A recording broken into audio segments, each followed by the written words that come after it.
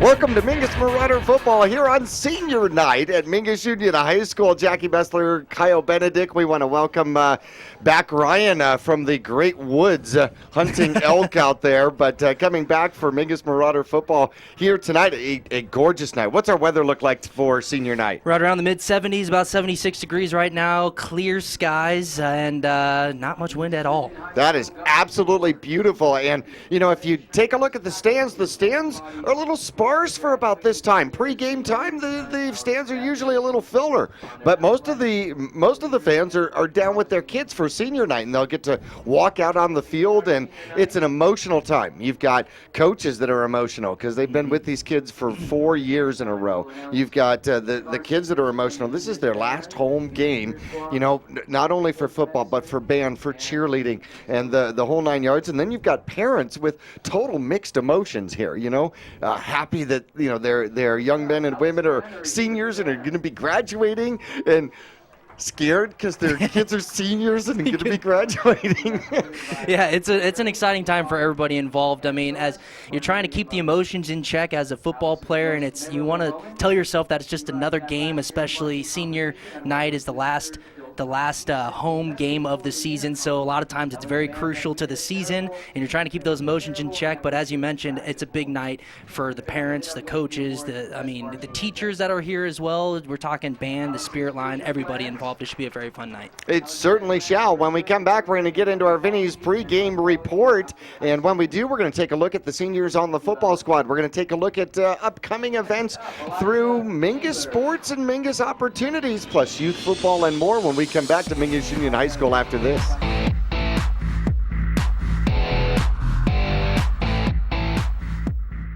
Respected locally, trusted nationally.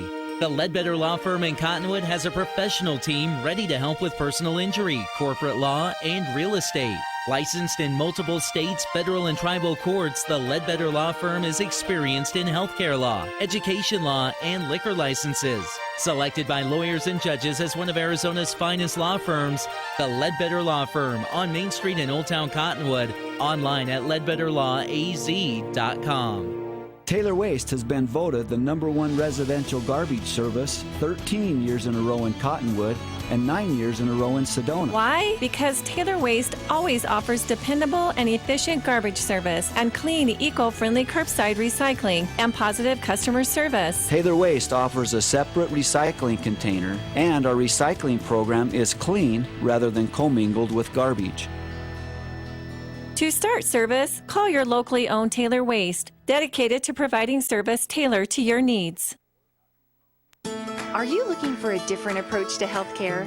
A place where excellent care is combined with kindness and compassion? If so, welcome to Spectrum. At Spectrum, our approach to healthcare is positively different. From primary care to pediatrics, our staff is dedicated to one thing: you. As a leader in integrated care in Arizona, we treat the whole person because we think everyone deserves to feel better. Spectrum Healthcare, for mind, for body, for all of you. For 30 years, Roxu screen printers have provided Northern Arizona with clean, crisp, quality screen printing. They work with you to make the right choices in creating the right artwork and message to put forth your best image. Choose from brand name products and even fashion-forward designs, including caps, tees, sweatshirts, polos, and jackets. Make Roxu your choice for work and sports uniforms, workwear, resort wear, and more. Find out more at rokzootees.com. Roxu screen printers in Cottonwood, where clothing comes to rock. Welcome to the Vinny's Pizza pregame report. Call Vinny's now at 646-3333 and have pasta, subs, or a specialty pizza delivered right away. Don't forget the garlic knots and wings. Now let's head back live to the press box for Jackie and Kyle.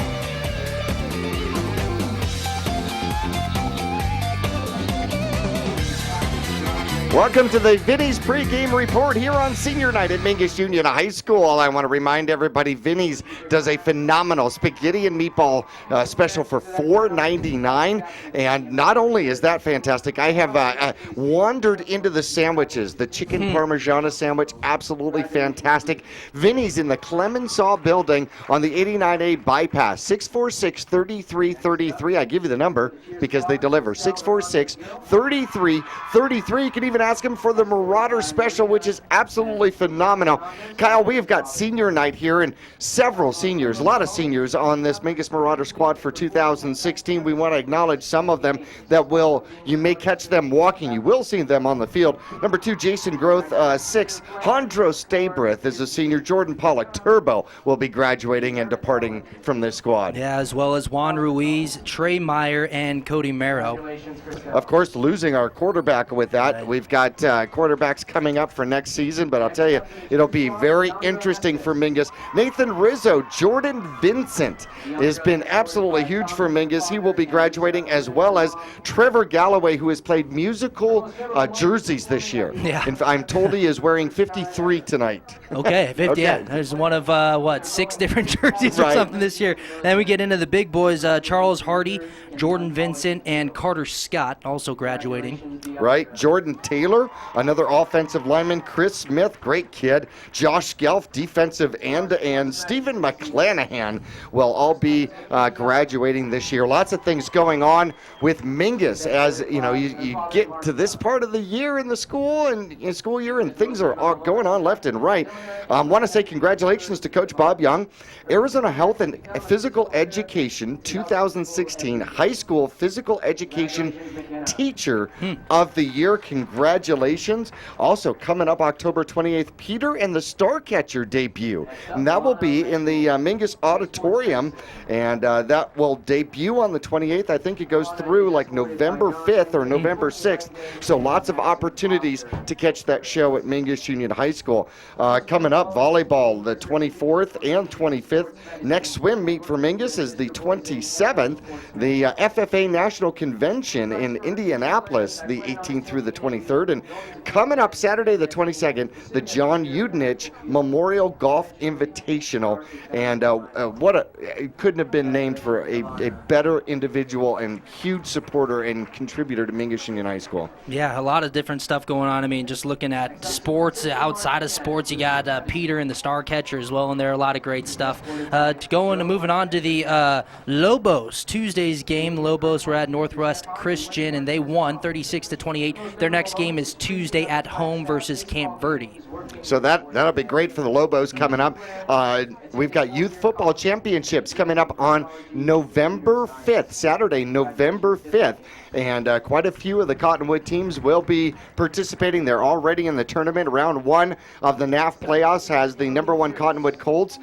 They've got a bye on the Mighty Mites division. You got the number 3 Cottonwood Lobos against number 6 Williams. Number 2 Cottonwood Marauders will have a bye week. And the CMS Lobos, of course, you had made mention playing the 25th versus Camp Verde. So that'll be a great wrap-up game for the Lobos, and I'm actually hoping an opportunity to go catch that one. Last night, the freshmen, we don't have a freshman team, but the freshman team, or the freshmen from the JV team, got to go up to Coconino to play this Coconino squad. Got beat 26-6, but listen, we walked up there with 13 freshman warriors, several of them who had never played football. Before. Okay, this was their first season. We had to play Ironman football with 13 kids against a Coconino squad that had been playing a full freshman schedule. They were 6-1 on the season, and obviously knew how to work together. We had kids in positions they had never played, and I am so proud of these freshmen, the way they came up and they fought. Even the varsity coach from Coconino, Coach Smith, said, "Hey, you know what? I saw your kids up there."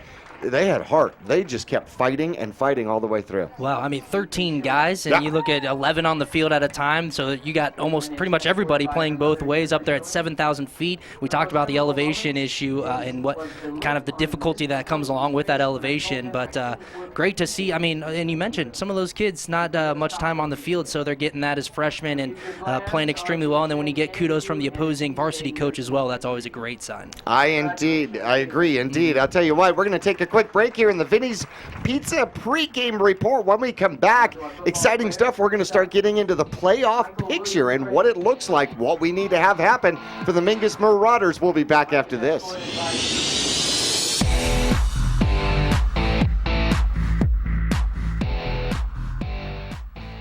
Since 1993, Rice Accounting has been assisting Verde Valley residents with their tax returns. A proud part of the National Jackson Hewitt Tax Service, Rice Accounting can prepare all state and federal returns. They can file electronically or prepare paper returns. They're open year-round to assist you with personal and business taxes, quarterlies, payroll, and account services. Please come on in to Rice Accounting Jackson Hewitt Tax Service. We're open year-round for all of your taxing needs. Thank you. You'll get more miles for your money at Reese's Tire and Automotive Tire Pros. It starts with matching the right tire for you, your vehicle, and driving habits. And continues with expert brake, alignment, and warranty services to extend the life and performance of your vehicle. And to serve you better, we now offer King Cobra custom exhaust systems. Find out more about our nationwide warranty at reesestire.com.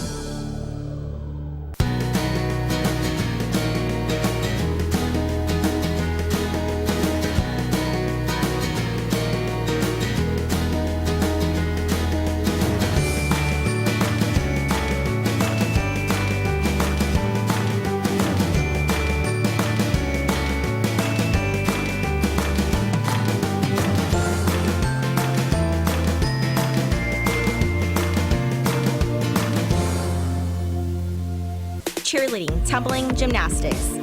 We are Flip City Gym. We have classes for boys and girls of all ages and skill levels. Flip City Gym offers competitive co-ed cheerleading with world champion coaches. Ask about tumbling and gymnastics. Or our health and fitness-based academic preschool. The only one of its kind in Northern Arizona. Enjoy open gym Fridays and Saturdays. Stop by for your free class or find out more at flipcitygym.org. They're here. Ranger XP 1000, the most powerful Ranger ever. General 4, the off-road's most popular new crossover. And Ride Command, connecting you like never before. See the best of 2017. Or grab a great deal on remaining 2016s. Get rebates up to $2,000 during the Polaris factory authorized clearance. Cottonwood Motorsports, located on Route 260 and Western Drive.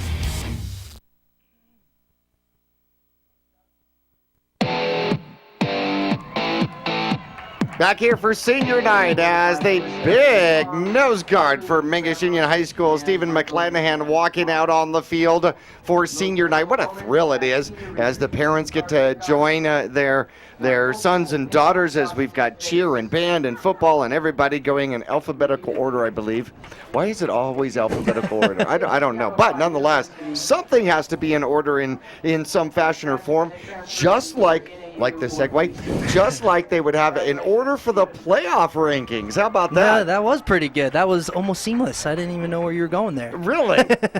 You've worked with me, huh? Okay, excellent. Saguaro, the Sabercats, number 1. They've got Shadow Mountain coming up. 4-4 team, no big deal. But Cactus Shadows, 5-3 and number 12. That could be interesting for the Mingus Marauders. Got to tell everybody where we ended up. Mingus jumped up to the number 13 spot with a win last week over Flagstaff. Bradshaw with a win over Coconino. That was a struggle, by the way. Jumped up to number 10, and now you've got not a whole bunch of room out there as Mingus is getting pressure from behind while they're trying to expand and go forward in the power rankings. Plus, looming large in Game 10 is the number 2 Peoria Sunrise Mountain squad. And so Mingus is trying to figure out a way that they can get up in the rankings far enough so that if they do not beat Peoria Sunrise Mountain, they will still settle in a playoff spot. However, there are 3 teams outside of playoffs that could be region winners, and if they are, they automatically get a playoff spot. That is what is absolutely interesting, because they would slide up to 16, 15, or possibly 14. So 13 seems to be a protected spot, Kyle, but 14 or 15 seems to be a little iffy. Yeah, well, you got a couple teams that are still back there, and if the season ended tonight, and we were looking at playoffs starting next week, Mingus, as you mentioned, sitting at number 13, a safe spot there. With the win here tonight against this Coconino squad, not sure if they're going to move much. I still think they might possibly move down, maybe because they do take your opponent's schedule into account when they're trying to figure out where they're going to place you. But really what you mentioned, I think what's going to kind of make this a mess in the next couple weeks is those teams that are looking to win their region that are outside of the top 16 right now, because they have to get into the top 16 if you do win your region. So if you're sitting there at number 19, right, which we do have a team there, Amphitheater. Right. So if they win their region and they're outside of the 16, they bump somebody out who's in 15 or 16, as you mentioned. Those seem to be the 2 spots that are less safe than some of the other ones. So it'll be really interesting here, depending on who wins their region, where they are at when they do win their region, and who has not won their region but are in the top 16. Exactly. So it's going to be an organized mess is what it's going to be. Peoria Sunrise Mountain, number 2. They'll play Greenway here tonight, who is 3-5. Expect to actually need them to win, because we need those power points for next week. Big game. Higley, number 3, going up against Marcos de Niza, number 5.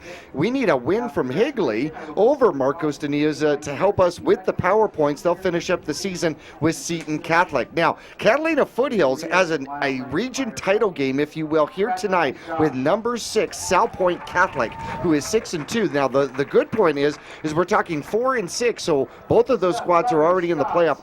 So it doesn't matter to Mingus which team actually wins the title. So that isn't going to be a problem. Marcos de Niza, though, at number 5, they'll play Higley, who is 7-1. Then they turn around and play Tempe, who is 5-4 with a loss. Could it be that Marcos de Niza starts to slide down a little bit? Could Mingus catch them? Maybe that one's too far. South Point, if they do lose to Catalina Foothills for this region title game, they turn around and play Canyon del Oro, who is number 9. That is a key game for Mingus. Mingus needs South Point to actually win that game against Canyon del Oro to finish out the rest of the season. As we take a look, the Cactus Cobras play Moon Valley 4-4, and then Greenway 3-5. Mingus could use Cactus to win both of those games, Kyle, so we can get power points from them. Finishing out the top 8, Peoria Panthers, they play number 14 St. Mary's. St. Mary's is 3-5 and has the power points to get in to number 14. We need Peoria to beat St. Mary's, give Mingus a little breathing room from the trailing St. Mary's squad, and then if they go on and beat Moon Valley the final game, that'll be perfectly fine. Canyon Del Oro, number 9. They play Nogales, number 23.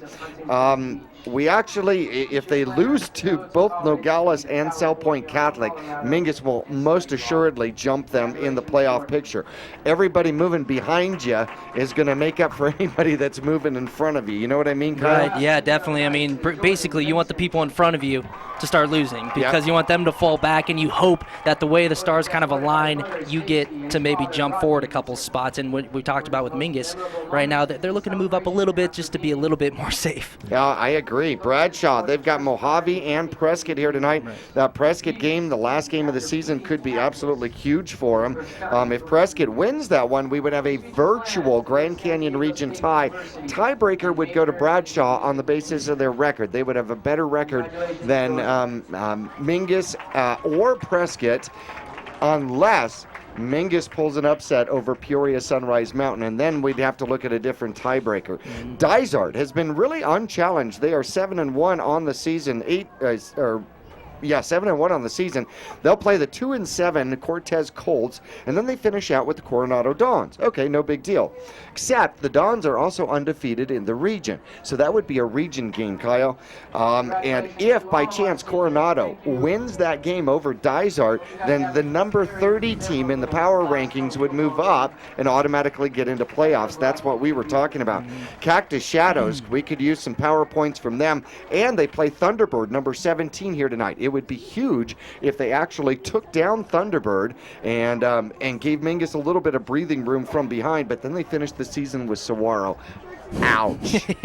Okay, Mingus has their own destiny in their hands, playing 2-6 Coconino here tonight, and then Sunrise Mountain 7-1 to finish up the season. St. Mary's has Peoria number 8, and then Thunderbird number 17. Most of all, we need St. Mary's to go at least 1-1 out of the final 2 games of the season.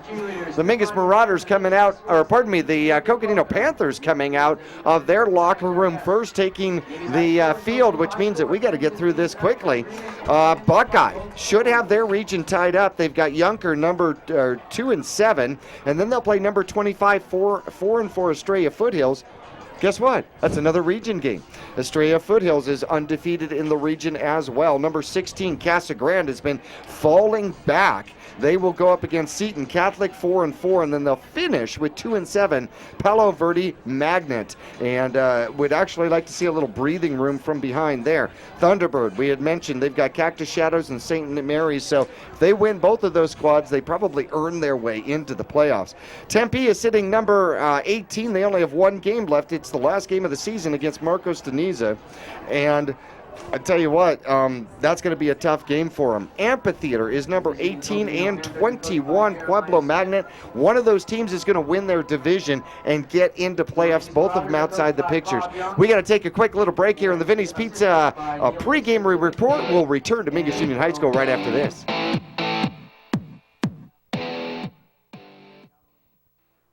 People often refer to Larry Green Chevrolet as the people place.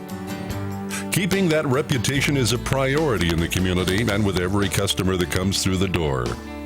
If you're on the market for a new or pre-owned car, truck, van, or SUV, you'll find their selection extensive and their sales team professional and courteous.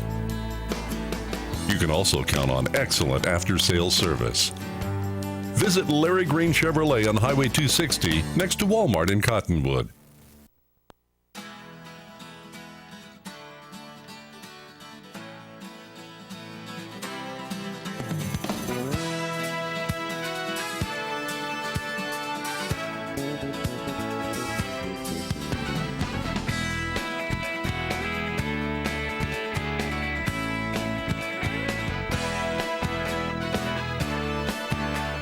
Our whole team is here to help you get the most out of each workout. Here at the Cottonwood Recreation Center. This has been the Vinny's New York Chef Pizza pregame report.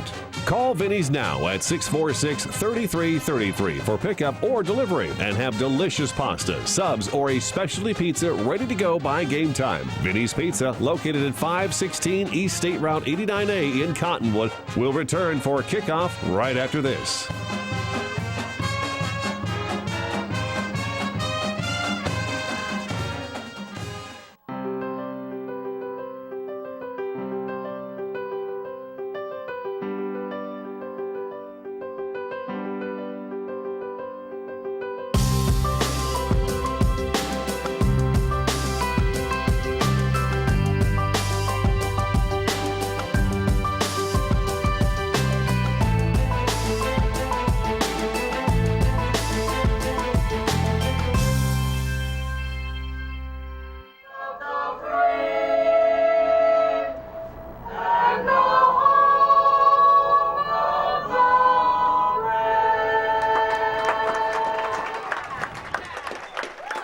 National anthem, sung a cappella, a great chorus by the Mingus Marauder squad. Was that all seniors? Do we know if that was all seniors? I believe it was all seniors, but if it was all seniors, if it was all of them combined, they did a great job. That is a very difficult song to sing, and they nailed it. It was a great job. Great job indeed on senior night here tonight as the Mingus Marauders hosting the Coconino Panthers. We've been talking playoffs left and right. We haven't even taken a look at these two teams. The Mingus Marauders coming off a big win over Flagstaff. Put up 48 points on the Flagstaff Eagles, and the Mingus Marauders did a phenomenal job with that game, able to score pretty much at will when they needed to, when they wanted to, and a tremendous outpouring of stats for the Mingus Marauders, and going up against the 2-6 Panthers, who come off a loss to Bradshaw Mountain, and it was actually a lot closer than what the score indicated. Yeah, it really was. I mean, Coconino came out and they were just on fire there against Bradshaw. They ended up losing the game. Bradshaw ended up winning 55-32, but at halftime, I believe Coconino was ahead by 6 points. So they came out and really just kind of hit Bradshaw Mountain right in the mouth, and that just proves. I mean, we know Mingus, of course, lost to Bradshaw Mountain, and that was a very, very physical game. So if you look at Coconino and the fact that they were leading at halftime against a very physical, a very good Bradshaw Mountain team, that just shows the type of team that Coconino is. They're a young team. They got a lot of guys that play both ways, but this is a team that is a hard-nosed team. They're going to play until the end, and this is a scrappy team, I think. Oh yeah, Coach Smith described his squad as young, but there's a lot of fight left in this dog, and that's the way he put it. I love that quote. Absolutely love that quote. Mm-hmm. He said that their best win was actually against Mojave, 54-48. They tied two school records in that game and ended up breaking two school records in that game. So a rather efficient game against Mojave. Here's where they stand right now. Caseto's the senior quarterback as the Mingus Marauders bring Old Glory out onto the field to get ready for this one here tonight. The Coconino tosser is 53 for 136. He's got 829 passing yards, 8 touchdowns, 7 interceptions. Leading rusher is David Quick, quite an athlete for the Coconino Panthers. He's averaging 7.9 yards per carry, 521 yards on the season. And let's see, we have got for a sophomore with 197 yards on the season. Caseto from the quarterback scampers for 196 so far.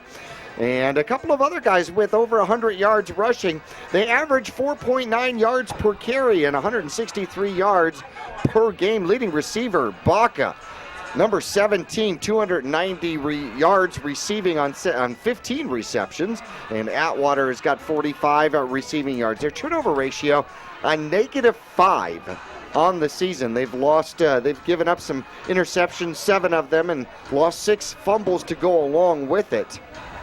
Furr seems to be quite a returner, so we're going to have to watch that sophomore young man for the Coconino squad.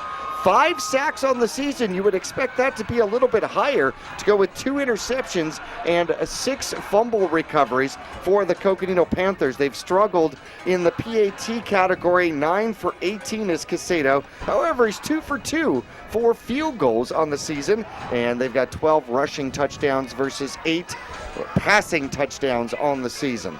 Yeah, this is a squad. I mean, you talked about it. I covered the Bradshaw game. You mentioned their head coach thinks that their strongest performance was against Mojave, but you just kind of look down their schedule and the points that they put on the board. This is a team that can put points up on the board. 46 against Greenway, 34 against Payson. You mentioned the 54 points they put up on Mojave, 50 against Winslow, and then 55 against Bradshaw. And last week against Prescott, they put up 47 points, 7 on the board. So they can score. If we talk about 19 points allowed a game, almost 20 points. Actually, that's 4. Oh, 4. Okay, yeah, excuse me. And then almost allowing almost 40 points, 39 points a game as well. So, but if you look at Mingus scores about 33 points on average a game, and they allow 22 a game. So this is a team where it's another one of those matchups, a region game. These teams see each other year in and year out. This is Coconino's time to play spoiler, if you will. This is going to be kind of another game that they're trying to put a good performance on the board here, and we'll see how they do it. As with the coin toss, Mingus actually won the coin toss. They deferred, and they are going to start this game off kicking to Coconino, so Mingus will get the ball to start the half. Bunch formation. Haven't seen this kickoff formation from Mingus on the field. It is deep. It is deep. And it is just outside the end zone. It is returnable by Furr as he gets across the 15, gets wound up by the Mingus Marauders, lassoed to the ground at about the 16-yard line. So the Coconino Panthers will start from there.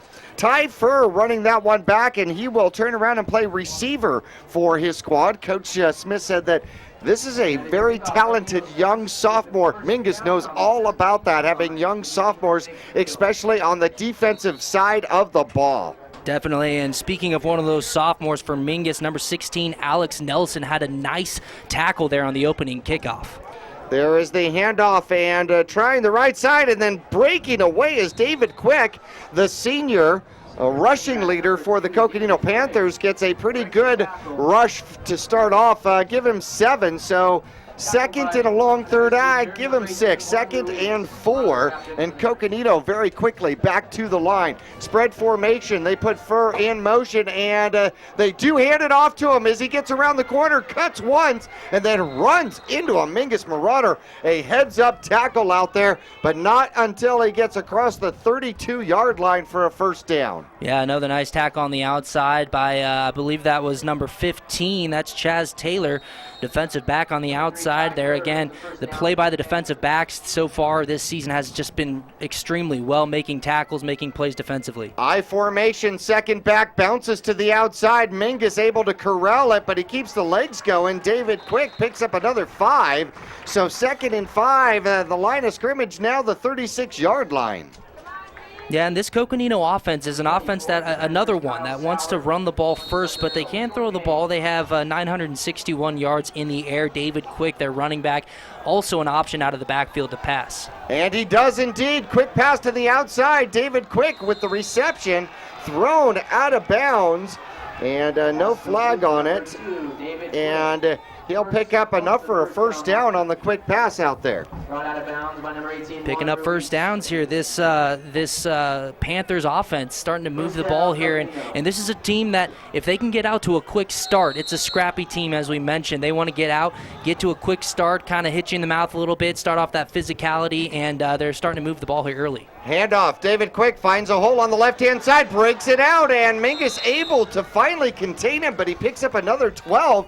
Coconino showing some efficiency on the ground and in the air the first drive, and they go right back to the line, giving none of the Mingus Marauders defense any chance to reset. Spread formation now. Quick comes to the near side. 2 receivers on the right. Quarterback looking to throw. Stutters, throws, and it's broken up. Sabrith was looking for that one. He was hunting INT. Yeah, just great position there by Stabrith on the pass coverage downfield, and he was in the perfect position to just bat the ball away and prevent a completion there early on.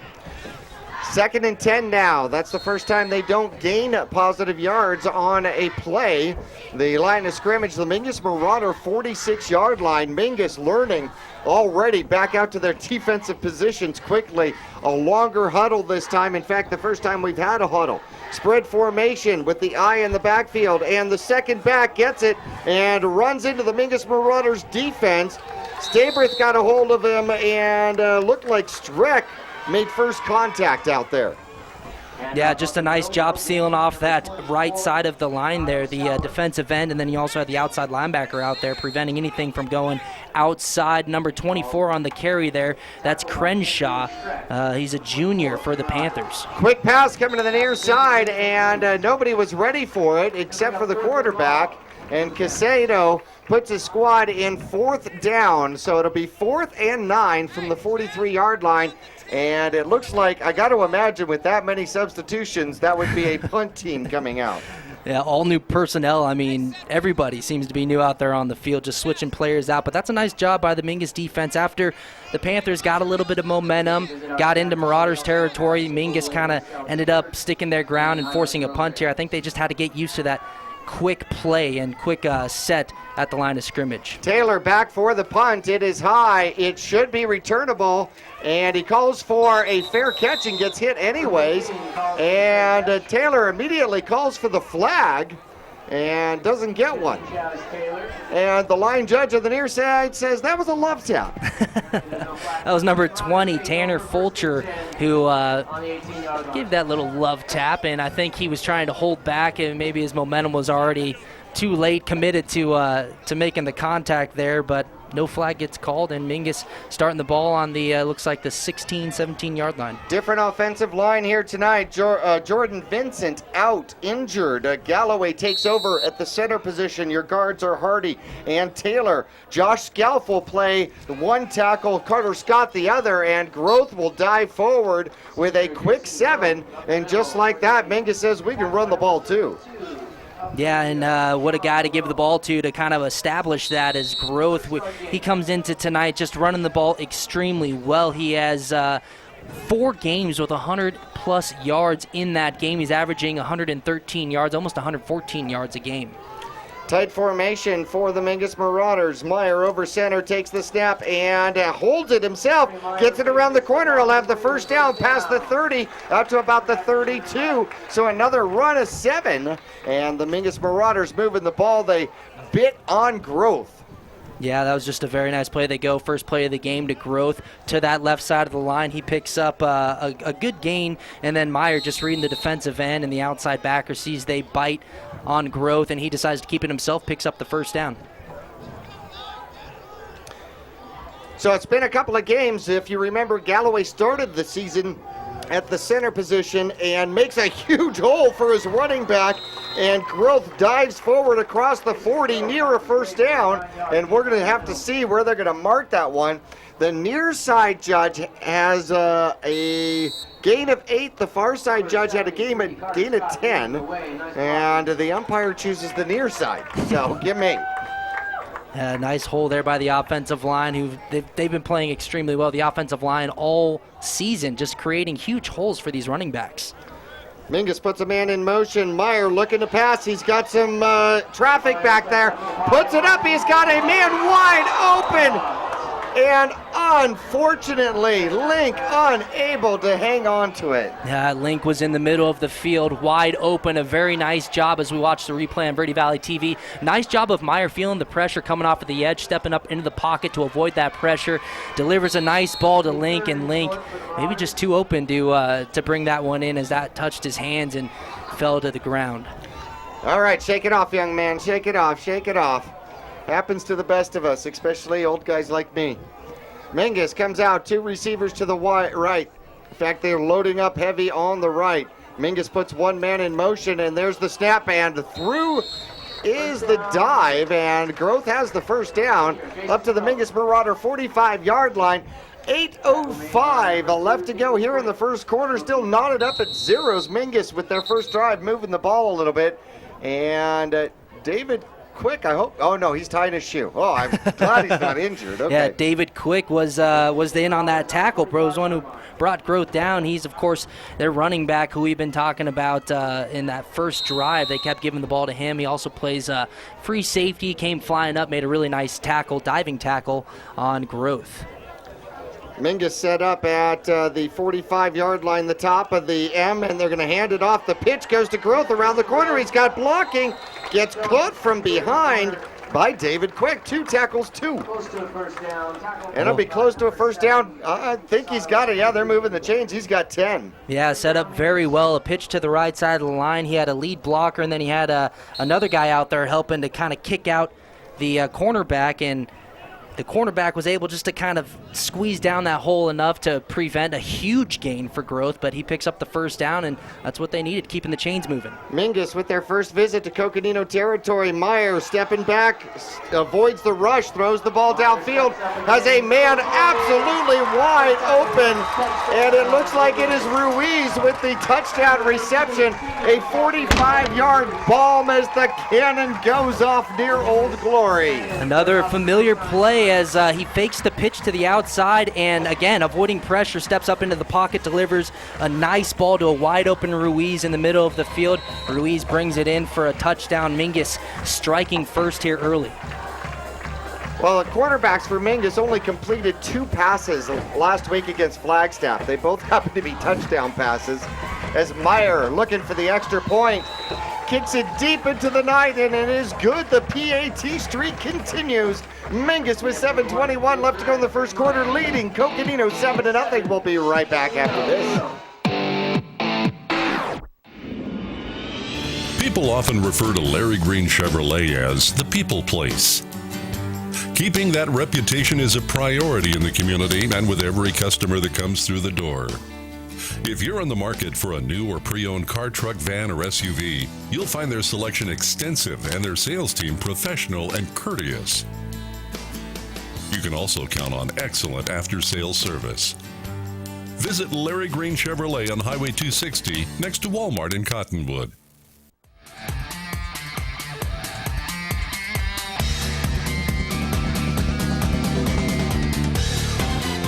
Back here at Mingus Union High School, again, the Marauders set to punt, and they come in a bunch formation once again. Mingus just completing a 45-yard bomb to go up on top here in the first quarter. Meyer, who had 7 touchbacks in the dome up in Flagstaff, almost got a touchback the first time he kicked off. Let's see if he can reach the end zone this time. This time more on a drive, and Furr doesn't even bother. He looks over, saw he crossed into the goal line about 5 yards ago and decided, I'm not chasing it. He's like, nah, I'm having to move back a couple yards. I know that's in the end zone. Talking about Meyer, I mean, in the season that he is having on special teams and with punts, he's number 3 in 4A. Number 3 with, he's averaging 42.8 yards a punt. And if you go to the kickoffs, I mean, it seems like he's putting everything into the end zone. He's, let's see, a number 6 in 4A with just over 2,500 yards kicking off. High formation for the Coconino Panthers, and quarterback's going to throw. Casado's coming out to the near side, throws, had his man open out there, and then unable to actually come down with it on the near side. Would have been a short gain. Yeah, that was 24, Kyle Sauer there, and it would have been maybe a gain of a yard if he catches that, but that was just the quarterback rolling out to his right, trying to hit his running back in the flat there. Defensively for the Mingus Marauders, Jordan Taylor takes over at the defensive end for Trevor Galloway, who goes to Sam Backer. Stephen McClanahan, the nose guard, and Josh Scalf stays at the other defensive end, and a breakaway. Here go the Coconino Panthers. Can they catch Quick? No, they are not going to. An 80-yard touchdown breakaway for the senior from Coconino as he puts his squad back into this game quickly. Just a nice hole created by his offensive line there, as it looks like they're going to pass the ball and end up on almost a delay, putting the ball down, handing it off to Quick, and he just runs off the left side of that line and is gone. Nobody touches him. Looked like a Marauder was going to be able to catch him there at around the 20-yard line, and he ended up being untouched into the end zone. So Quick doesn't get a break. He'll actually hold for the kicker, Casado, who's 9 for 18 in PATs, and this one is blocked. The Mingus Marauders block it, And so that will mean that it stays a 7-6 score. Did you catch who blocked that one? No, I did not. I was, let's see here. Colby Fanning was very excited, so he had something to do with it. So the Mingus Marauders will stay with a 1-point lead with 7:03 left. Coconino strikes back quickly. The Panthers claw at the Marauders. We'll be back to Mingus Union High School after this.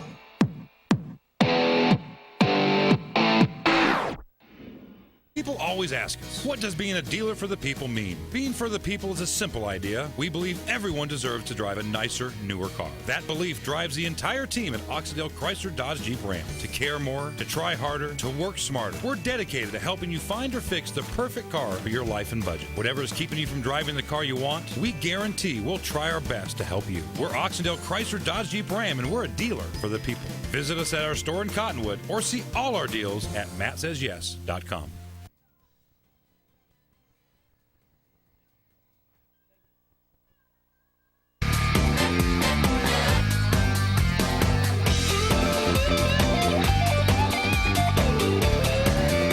Back here at Mingus Union High School, Casado is going to get a chance to kick off here. Mingus will have an opportunity for their first return, 7:03 in the first quarter. 7-6, a pooch kick goes to the right-hand side. It is fielded, and coming up is Alec Nelson, who blocked the extra point, gets a chance to run it back. A good return as he puts his Mingus Marauders at the 38.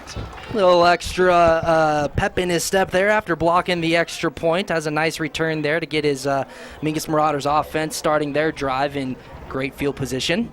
Two huge plays have resulted in scores here. An 80-yard touchdown run by the Coconino Panthers, a aerial strike of 45 yards by the Mingus Marauders, and I'll tell you, Coconino likes to crowd that line of scrimmage, and when they do, especially if they're bringing that strong safety, it certainly opens up opportunities for the pass. Mingus with one receiver out, and Mingus will do the reverse as Hondro Stabrith finds a blocker and some room on the far side, keeps his balance, and will pierce his way forward all the way to the 25-yard line. So a first down plus a bunch. Yeah, that was a beautiful run on the misdirection, Stabrith, and he had Ruiz just running right behind Ruiz. At one point, he had his arm actually on the back of his shoulder pads and didn't really need him because by the time there was anybody there for Ruiz to pick up and block, there was a couple guys there, and they ended up making the tackle, but a nice job by Stabrith.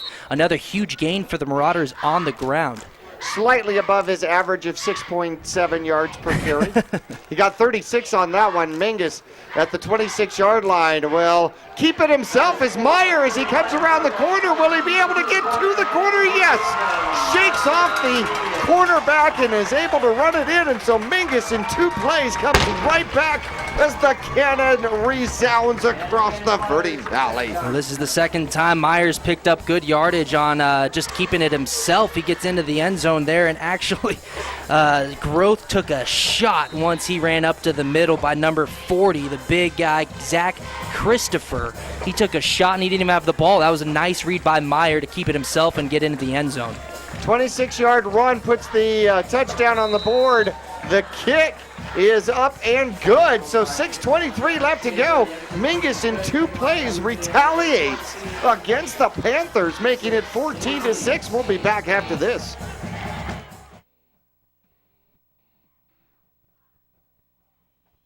For 30 years, Roxu screen printers have provided Northern Arizona with clean, crisp, quality screen printing. They work with you to make the right choices in creating the right artwork and message to put forth your best image. Choose from brand name products and even fashion-forward designs, including caps, tees, sweatshirts, polos, and jackets. Make Roxu your choice for work and sports uniforms, workwear, resort wear, and more. Find out more at rokzootees.com. Roxu screen printers in Cottonwood, where clothing comes to rock.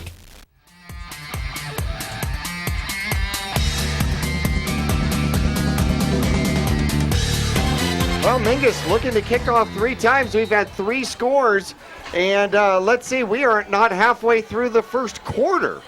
Meyer approaches, strikes, it's deep, and into the end zone, touchback number 2. I'm probably the only one that gets all excited about that. I don't know, it's pretty impressive. I mean, he's doing it almost every single kick. That's 2 in a row here tonight, and then you mentioned how many times he did it up there in Flagstaff in the Sky Dome. Coach Neil Dixon coming partial of the way out onto the number field, and he keeps holding up 2 fingers. I think he says, watch 2. Watch David Quick. Watch 2. Of course, he had that 80-yard touchdown run just on the drive before, so Mingus, they'd like to prevent that from happening again. Mingus is playing tight, and they are going to hand off even with the spread as Sawyer will pick up a couple, a respectable 3 to get the clock rolling. Nice job by Stabriff getting into the backfield and actually making first contact, and Sayer just kind of did whatever he could to pick up a couple yards there and got a few. Same formation, 3 spread to the left. Quarterback's looking to throw this time, puts it up, and across the middle it is broken up. A great pass defense out there by Jordan Huey as he got up there and connected with the man and the ball as soon as it got there. Yeah, I think Huey thought he was that was an easy interception as the ball seemed like it was thrown right to him. And then you had Tyler Furr, who was the intended receiver, who actually had to turn into the defender and ran right in to Huey there and prevented him from picking that pass off. 3rd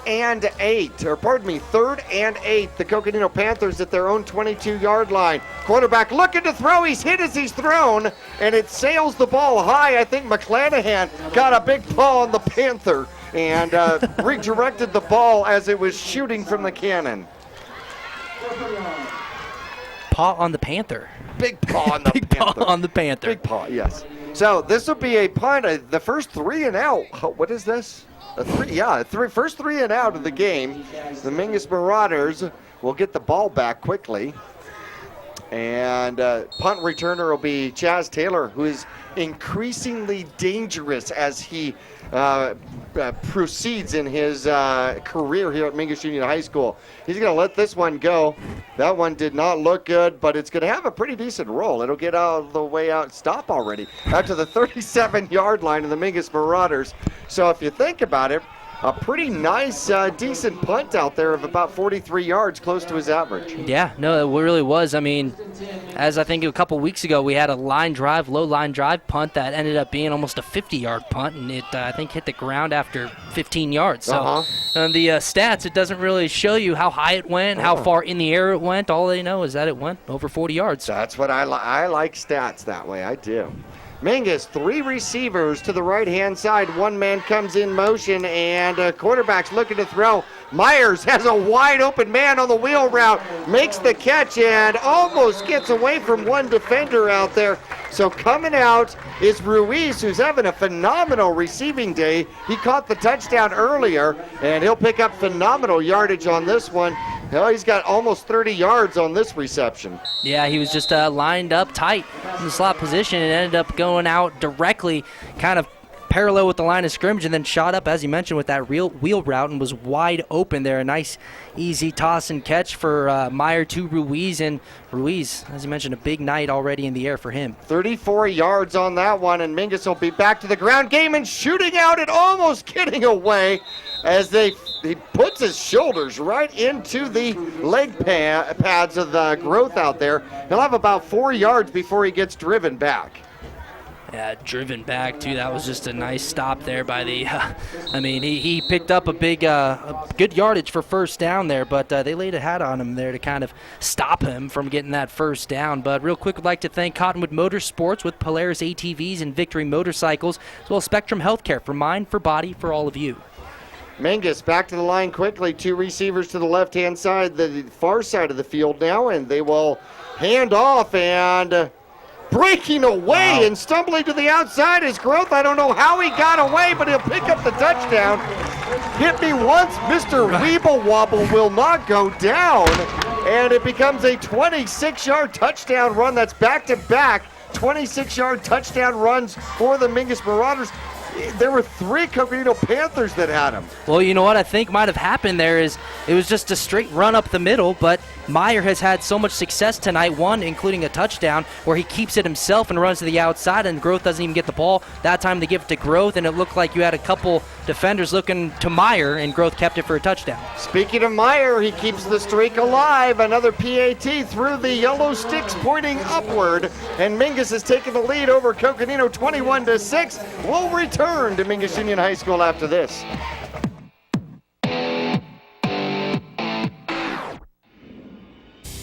here. Ranger XP 1000, the most powerful Ranger ever. General 4, the off-road's most popular new crossover. And Ride Command, connecting you like never before. See the best of 2017. Or grab a great deal on remaining 2016s. Get rebates up to $2,000 during the Polaris factory authorized clearance. Cottonwood Motorsports, located on Route 260 and Western Drive.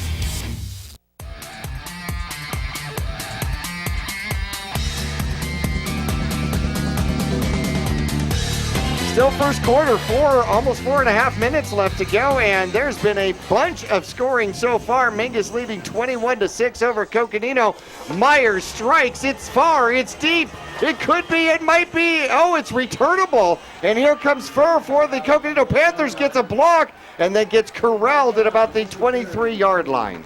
Going back to that touchdown run by Growth, I really do think, looking at the replay as we did before we went to break there was one or two players for Coconino who were looking at Meyer after they made contact with Growth. I think they thought that if we go back to the replay here as they decide just give the dive right to Growth, and then you have a guy or two looking over at Meyer, and then Growth is kind of just in this bunch of people and ends up squirting out to the right side of the field. He's down the sideline for a touchdown.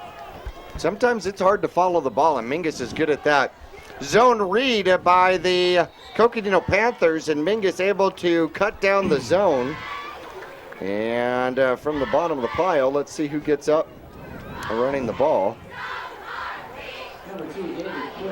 Quick got the quick handoff and only gains one. So Coconino, other than the 80-yard touchdown run, they had their first drive actually moved the ball pretty well as we get our first flag of the game. A couple of them there on the field. You had two guys tossing flags. First flag is a 5-yard variety. Looks like I can get the Panthers on a false start there. 2nd and 14, 3 wide receivers to the right. They'll throw to the short one, which is David Quick. He got a block, and then coming back as Mingus does swarming defense. Good job by Taylor. Good sportsmanship helping the young man up. He'll gain about 5 back, bringing 3rd and 9. So he got the penalty back is what he got on that quick pass. But, you know, you put the ball in your playmaker's hands. That's what you got to do. And a lot of times it doesn't work, but that one time it looks perfect. Mm-hmm. Spread formation, 2 to the near side, 1 to the far side, 1 back in the backfield. Quarterback's looking to throw. He'll throw downfield. Had a man, number 47, the intended receiver, and Chaz Taylor makes him pay for it. Hits him at about the 37-yard line and falls incomplete. Yeah, it looked like he was just running a seam route, number 47, Keegan Trainer there, and had a couple steps, actually. There was a little bit of window there between the line of scrimmage, and by the time he got to the secondary where I think they might have been able to complete that pass, I just think the quarterback waited a little bit too long. Here's the punt, and it is a low punt, short, and Chaz Taylor does a better job calling for the fair catch this time. And Mingus will have the ball on the Coconino side of the 50-yard line at the 46.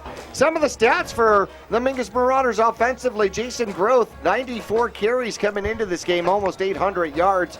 He was on pace for 1,000 yards. Stabrith had 114 yards, averaging 6.7 yards per carry. And Ruiz has been the receiving hero so far here today. Mingus puts one man in motion and stops. Comes back, looks for the play. Pollock, the near side receiver. Let's see if Turbo gets a chance to catch one. Mingus has shown the propensity to throw deep here today. As Hondro goes into motion, Groth gets the ball and somehow keeps the legs alive and cruising and will push forward for a first down. How does the young man continue to run with all of that contact? He gets hit once, twice, finds another seam. There's a missed tackle for 3. They go for the ball, and he falls forward for a first down. Running the ball hard. That's why he's averaging 8.5 yards a carry and almost 114 yards a gain. He just doesn't go down after first contact. Mr. Weeble Wobble. And Meyer looking to throw this time. He's got protection, throws the ball down deep, and there he is! Looks like Turbo with the touchdown as he takes a knee in the end zone with a little bit of thanks. And he gets just absolutely hugged by his offensive line. Turbo gets his first touchdown receiving of the year. Just a nice route there by Jordan Pollock, and he was there in the end zone. I mean, just wide open. Meyer finds him, and it's just another nice find and a nice connection and another nice route by the receivers here for Mingus. That's a couple touchdowns in the air tonight. Well, 3 touchdowns in the air with 3 receptions. The extra point is up and good. If you're a Mingus fan, you love the average. Every completion has been a touchdown for Mingus out here tonight, leading 28-6 with 2:30 left to go in the first quarter. This is a stat lover's dream. I love this. We'll be back to Mingus after this.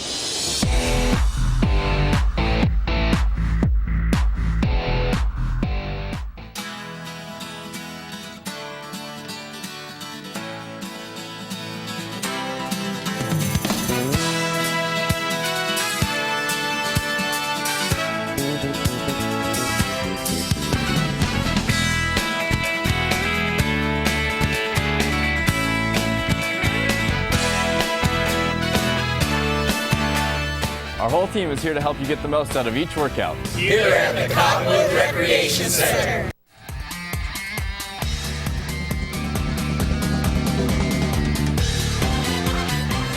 Well, the Pollock touchdown reception sets up another kickoff, and just outside the end zone as it is returnable as Furr goes the opposite direction, and Mingus has got to find a way to corral him as he's past the 35 and up to about close to the 40-yard line. Great field position for the Coconino Panthers, whose coach said there's a lot of fight in this dog, and this squad just doesn't give up. No, and you can definitely see that fight in there as it was just a nice run by Furr, kind of weaving in and out of people in the middle of the field, ends up bouncing it to the outside, and then thankfully Svoboda out there had contained, and he was able to just do that exactly, contain him instead of breaking it down the sideline for a touchdown. But a nice return there by Furr and getting the Panthers much needed good field position here to start this drive. I formation, 2 receivers spread out wide. Furr goes into motion, and they hand it off to him, looking to get around the corner, pick up where he left off. He'll get close to the 50, over the 50, and a first down, and 13 on the carry from the line of scrimmage on the jet sweep. Yeah, the jet sweep worked great, and that's just he's lined up on the right side of the field, comes running parallel down the line of scrimmage, gets the handoff, and then once he gets to that edge, decides to turn it upfield, and he gets first down and more into Marauders territory. Furr gets them that good field position on the kick return, and then goes right back, gets them a first down into Marauders territory. See, you got to be 15 years old to do that. You do the kickoff return for 40 yards, and then you run for 12, right? Right. Here we go. Same formation. Quarterback will draw a flag as McClanahan gives a love bump out to the quarterback. Just comes rushing through, and just a nice little push, but it is going to be an encroachment call against the Mingus Marauders, and that'll be the first penalty against Mingus, who had 10 penalties last week against Flagstaff. Yeah, I got into a little bit of penalty trouble there last week. I mean, not really trouble. They had that, they were on top pretty much that entire game, but first one here tonight, and it's going to be encroachment and just keeps that ball moving there after that first down. The Panthers will take that encroachment penalty on Mingus. Snap is over the quarterback's head, and he will get it and then get wrapped up. And an easy sack out there for Hondro Stabrith. And the 5 yards they got on the penalty disappeared quickly as they lose 8 on the sack. Man, yeah, Casados is just thankful that they didn't lose the ball on that. They're able to keep possession here and gets them out of Marauders territory, and he's just glad. I mean, that looked like it was going to be bad. If Mingus was able to pick that one up, they were gone, but quarterback's able to fall back on it and keep possession. 2nd and 13, a new runner in the game as he finds some room on the left-hand side, and he's going to be close to a first down. Give him about 10 or 11 on the carry. Number 40 rumbling and stumbling and making his presence known. Yeah, just a hard run right there. That's going to be, let's see, number 40. That is Zach Christopher, and gets to the outside and runs through a couple tackles and actually carries a few guys with them before they're able to hold on and bring him down. But another weapon there in the backfield, a little bit of a different runner, it looks like. Maybe that guy runs the ball a little bit more hard, and you got course, quick, who just has speed. Well, he plays a fullback role, and now I recognize where he is. They give it back to him on the dive since he had success the last time. He gets nowhere. He'll lose one. So it is 4th and a long 2, we'll call it 3, from the Mingus Marauder 40-yard line. I got to imagine down 28-6, Coco's got to go for this.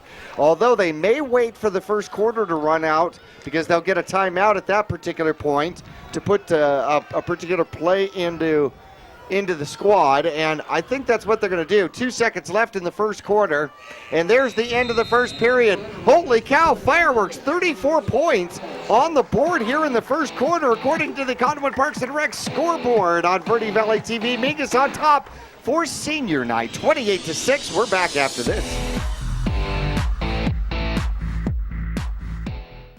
Taylor Waste has been voted the #1 residential garbage service 13 years in a row in Cottonwood and 9 years in a row in Sedona. Why? Because Taylor Waste always offers dependable and efficient garbage service and clean, eco-friendly curbside recycling and positive customer service. Taylor Waste offers a separate recycling container, and our recycling program is clean rather than commingled with garbage. To start service, call your locally owned Taylor Waste, dedicated to providing service tailored to your needs. For 30 years, Roxu screen printers have provided Northern Arizona with clean, crisp, quality screen printing. They work with you to make the right choices in creating the right artwork and message to put forth your best image. Choose from brand name products and even fashion-forward designs, including caps, tees, sweatshirts, polos, and jackets. Make Roxu your choice for work and sports uniforms, workwear, resort wear, and more. Find out more at rokzootees.com. Roxu screen printers in Cottonwood, where clothing comes to rock.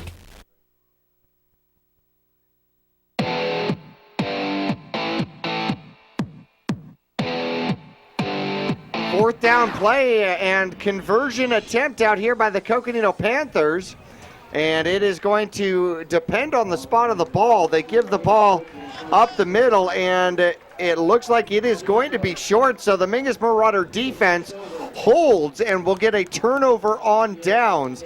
And nothing makes a coach sweat more than that when you can't get your 4th and 2, you know what I mean? Yeah, that's tough. But going back, as we're now in the second quarter, you look at the first quarter stats for the Marauders on offense: 141 rushing yards, 2 rushing touchdowns, and then in the air, how about this? 2 touchdowns in the air for 117 passing yards just in the first quarter.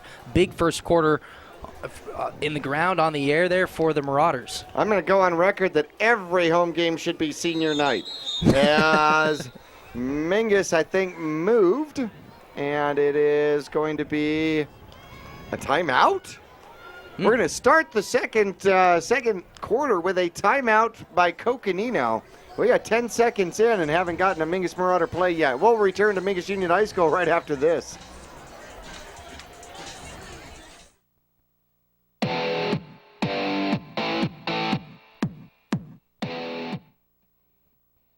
Cheerleading, tumbling, gymnastics. We are Flip City Gym. We have classes for boys and girls of all ages and skill levels. Flip City Gym offers competitive co-ed cheerleading with world champion coaches. Ask about tumbling and gymnastics. Or our health and fitness-based academic preschool. The only one of its kind in Northern Arizona. Enjoy open gym Fridays and Saturdays. Stop by for your free class or find out more at flipcitygym.org.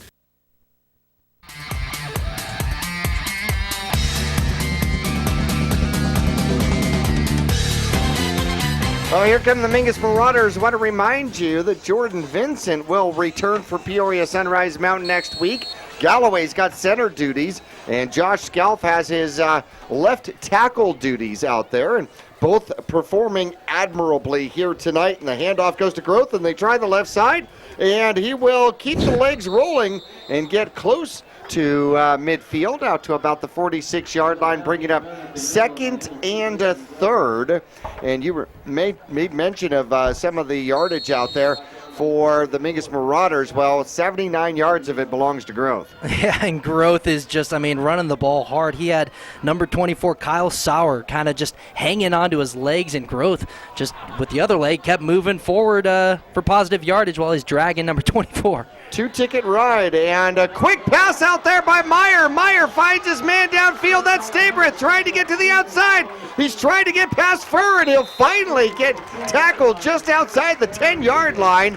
And a 42-yard pass play with just a quick little slant to the wingback, who found himself open about 8 yards downfield. And then just a great job as he just puts himself in position to keep going forward and keep the momentum going. And the line of scrimmage is the 11-yard line, so Mingus still has an opportunity to pick up a first down as well. The timing on that play was perfect. I mean, it was a play-action pass. By the time Meyer gets the ball up into the air, he finds Stabrith in that little window, and before he gets to the secondary, and it's just a nice, easy pass and catch. Stabrith gets the outside. Huge gain for the Marauders. Mingus puts one man in motion. The second one would be Groth. Groth wrapped up this time. Arm tackles don't work, but full body slams do, and he'll pick up 2. It's one way to ensure you get Groth onto the ground.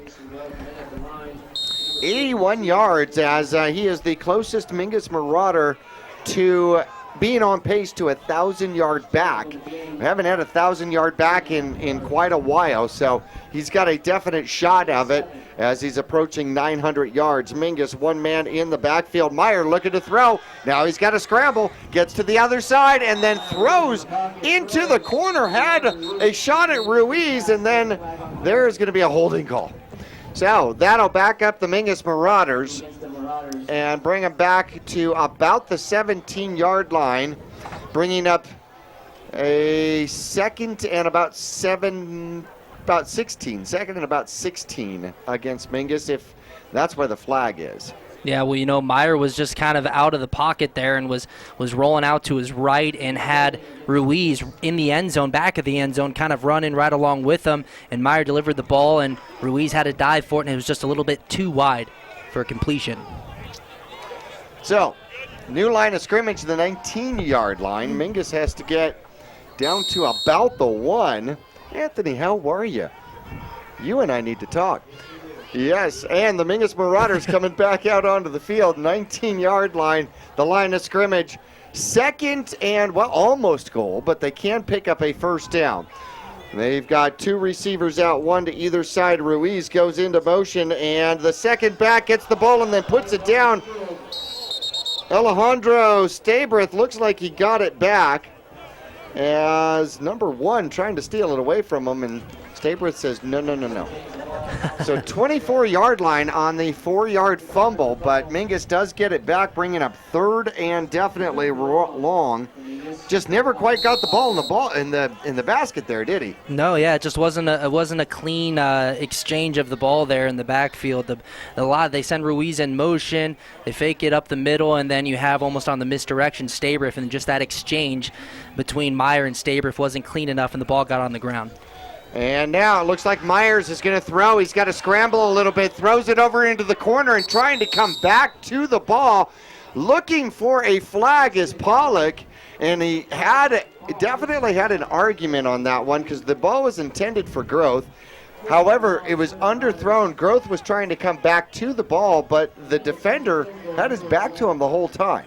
So definitely got in his way trying to get it back. But nonetheless, no penalty on the play, and that's going to set up Meyer for another field goal attempt. Now, there's the snap, the hold, the kick is up. It looks good. It is good. And a phenomenal kick for the Mingus Marauders as Meyer gets 3.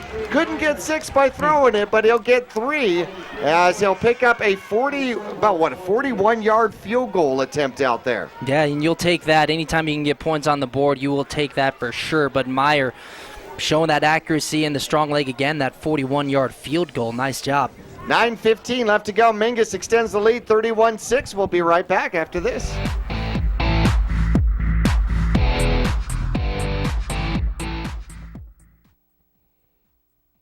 You'll get more miles for your money at Reese's Tire and Automotive Tire Pros. It starts with matching the right tire for you, your vehicle, and driving habits. And continues with expert brake, alignment, and warranty services to extend the life and performance of your vehicle. And to serve you better, we now offer King Cobra custom exhaust systems. Find out more about our nationwide warranty at reese'stire.com.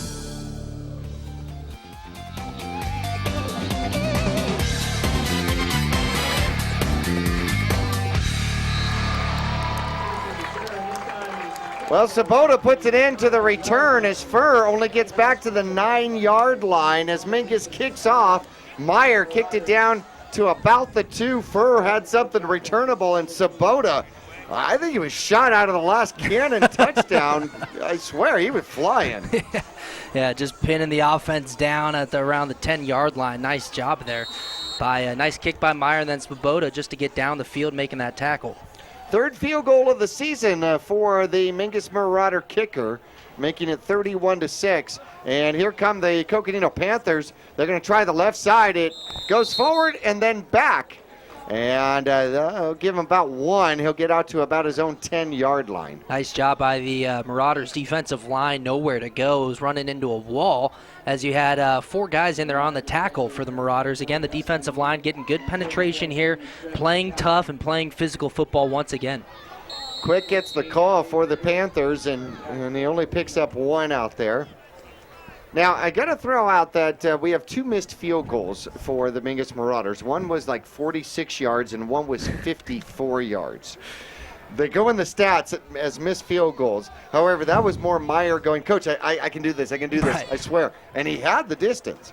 There's the snap. Casado looking to throw. He goes backward, chased into the end zone. He gets rid of it and finds a receiver on the far sideline at about the 14-yard line, and he turns something out of absolutely nothing. Yeah, just a great job there, and just to kind of create something and make something happen positive. He was being chased from behind by, I believe, Galloway, and then he also had Josh Scalf back there, and he wanted to throw the ball earlier and then just gets flushed out of the pocket, chased from behind by Galloway, and he is able to connect downfield for just a very nice play all around by the quarterback. Well, 4 yards on the reception, although he threw the ball a good 14 yards downfield. It was in the end zone when he threw it. Looking to throw it again. He pumps, and this one's picked up by Huey. Huey will get back to the 30-yard line. Jordan Huey with his first interception of the season, I believe, and he'll get the ball back for the Mingus Marauders. Well, Jordan Huey just in beautiful position here underneath. He was looking for his receiver number 5 downfield, Bryce Wright, and Huey was, a yard in front of him. He was in perfect position to make that ball. The ball is a little underthrown. Easy pick for Huey. Mingus Marauders get the ball back there deep into Panthers territory. So here come the Mingus Marauders at the 30-yard line. Actually, the 31 will mark the line of scrimmage. Ruiz in motion, and Myers looking to throw. He's got somebody coming hard, and he throws downfield and finds his receiver, and Stabrith catches it, and just like that, a 31-yard touchdown strike. Ladies and gentlemen, where did the aerial battle come from? Well, it seems like it's been kind of building up week to week here as he's getting chased from behind and is actually flushed out of the pocket almost by number 20. That's Fulcher. As he was being chased, and just a beautiful pass delivering to Hidden Stabrith in stride, and just a nice play by Meyer on the run with pressure. He's just been throwing the ball extremely well, and it's just week after week seems to be just progressing. 7:24 on the scoreboard, and Meyer looking for another extra point, and it's blocked. Number 20 getting in there to block it, and Meyer gets his first PAT blocked. A phenomenal dive out there by the same number 20 you were talking about. And that'll make the score 37-6 with 7:24 left to go here in the first half. We'll be back after this.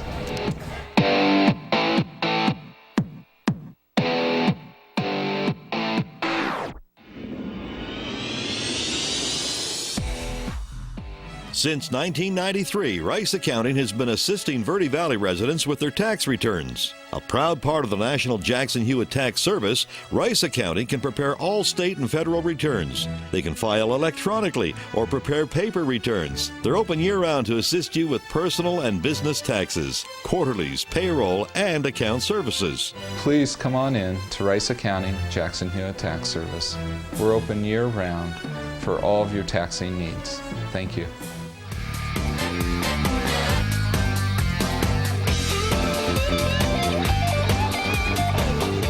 And it's bombed down to the corner. Here comes Furr. He's going to try to outrace the defense, and Mingus will get him down, but a good return of about 20 yards out to about the 22 yards, looking to find a developing tunnel that got filled with red jerseys out there. And how about the Marauders here in the first half? 37 points on the board, leading 37-6 over Coconino. 3 touchdowns in the air here in the first half. Stabriff had that last one there. You had Ruiz, first touchdown of the game. He had a 45-yard pass, I believe is what that one was. And then you had Pollock, of course, open down the middle of the field for another pass touchdown. Here's a run up the middle and breaking away, and then an ankle tackle, but he'll pick up 15 as the fullback, number 40. Man, he almost broke that one free even more before Chaz Taylor was able to just kind of clip his ankles and finally bring him down. But that's a couple hard runs there by number 40 there for the Coconino Panthers. The fullback getting it done, picking up a first down. Well, here come the Coconino Panthers. They've got 6 on the board, trying to get a drive together again at their own 35-yard line. And there's the snap, quarterback looking to throw. He'll have to regain possession of the ball. Gets chased to the outside and then run down at about the 30 for a sack. Who got him out there, Kyle? That's number 3, Jimenez, coming from the cornerback position. Just wreaking havoc back there and completely making the quarterback change what he wants to do. He was looking to the left side of the field and then decided to go to his right, and when he went to his right there in his face was Jimenez, and Jimenez did a nice job kind of fighting off the stiff arm by the quarterback and bringing him down for a sack, tackle for a loss. Nice. Second sack in the game for the Mingus Marauders. First one was Stabrith, and we got a timeout on the field with 19 left to go. Old Glory's waving. You said there'd be no wind. There is. Second quarter action. Mingus leading 37-6. We'll be back after this.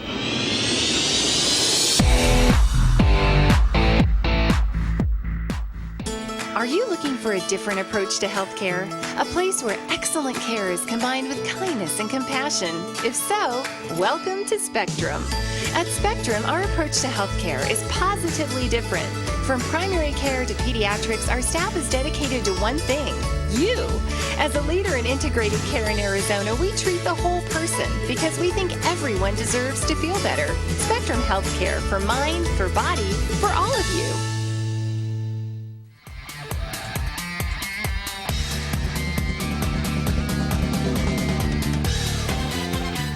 Well, we got a second and long for Coconino, who gets the line quick with 3 receivers to the near side. 2nd and 16 from the 29-yard line, and they hand off to that big fullback, Christopher, and he keeps the legs pounding.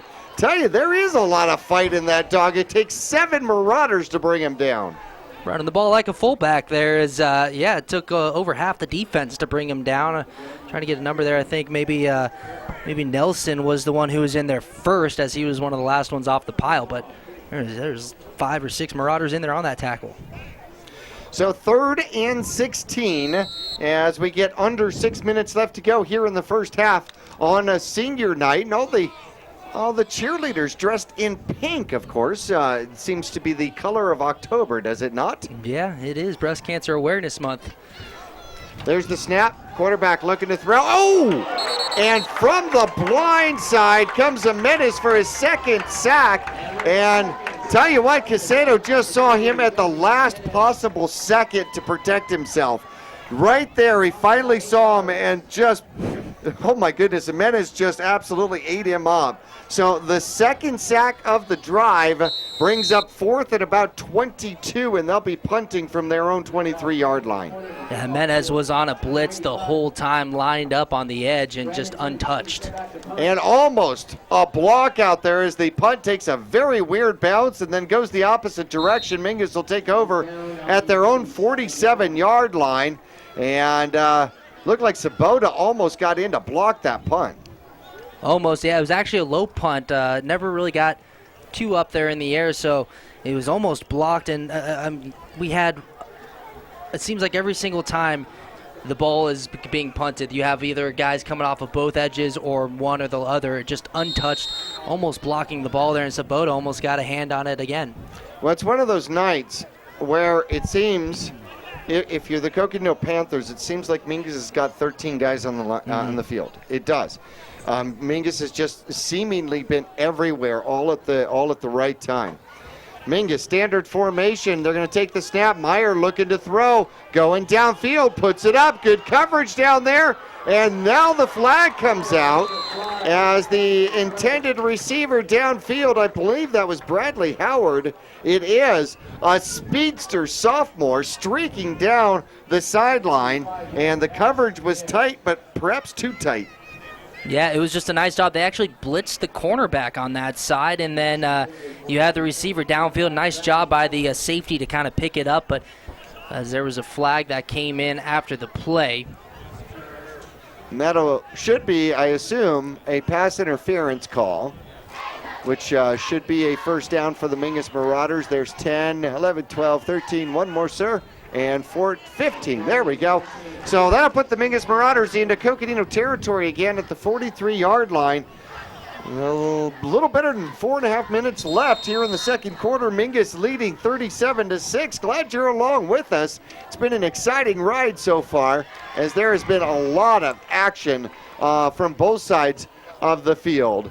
Mingus puts a man into motion, and there's the handoff. No, it looks like Myers is going to keep it himself. He's got a first down as he gets across the 30 and down to about the 26-yard line. 11 yards, moves the chains. Another Mingus Marauder first down.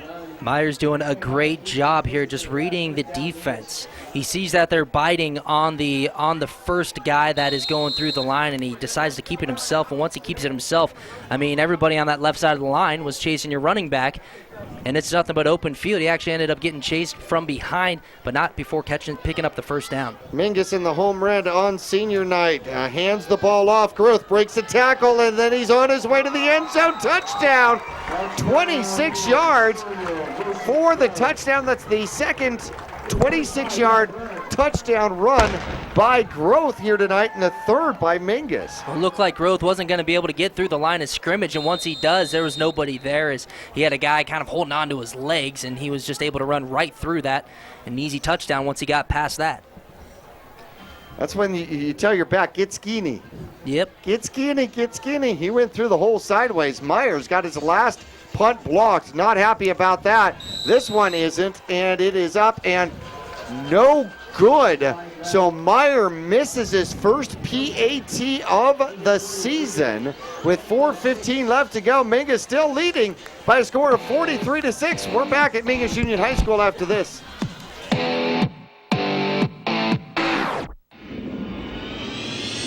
Taylor Waste has been voted the #1 residential garbage service 13 years in a row in Cottonwood and 9 years in a row in Sedona. Why? Because Taylor Waste always offers dependable and efficient garbage service and clean, eco-friendly curbside recycling and positive customer service. Taylor Waste offers a separate recycling container, and our recycling program is clean rather than commingled with garbage. To start service, call your locally owned Taylor Waste, dedicated to providing service tailored to your needs.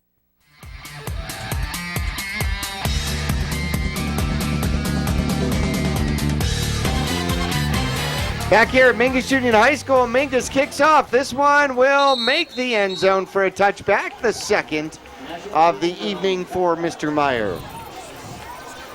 Hey, that was pretty deep back there. I don't know if he was a little bit upset with himself that he missed that extra point beforehand, but shook it off and put this one into the end zone once again. Coconino brought pressure, blocked an extra point, and they were bringing pressure from that outside once again. And a great job, special teams, and they forced that miss. So here come the Coconino Panthers from their own 20-yard line. In high school, it's 20 yards. Or the 29-yard line. Handoff goes through the middle. Quick finds a little bit of a gap and slithers his way forward for about 7. And a second and third coming up.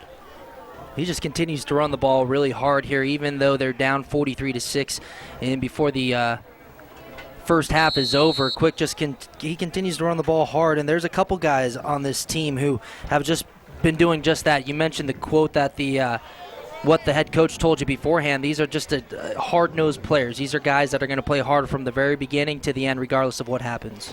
Casedos takes the snap, looking to run for his life, and throws the ball off to Quick in the flats. Gets turned around, cuts it back in, and out over the 40 for a first down, and then a late hit. So it'll be a first down, and then an oopsie will bring the ball backward, and it looks like Galloway that got hit by the late hit. Mingus got some pressure in there. Then Quick found himself in the open space, cuts it across the 35, gets downfield, and then tackled it just past the 40, and then boom, a big hit from number 66 well after the play.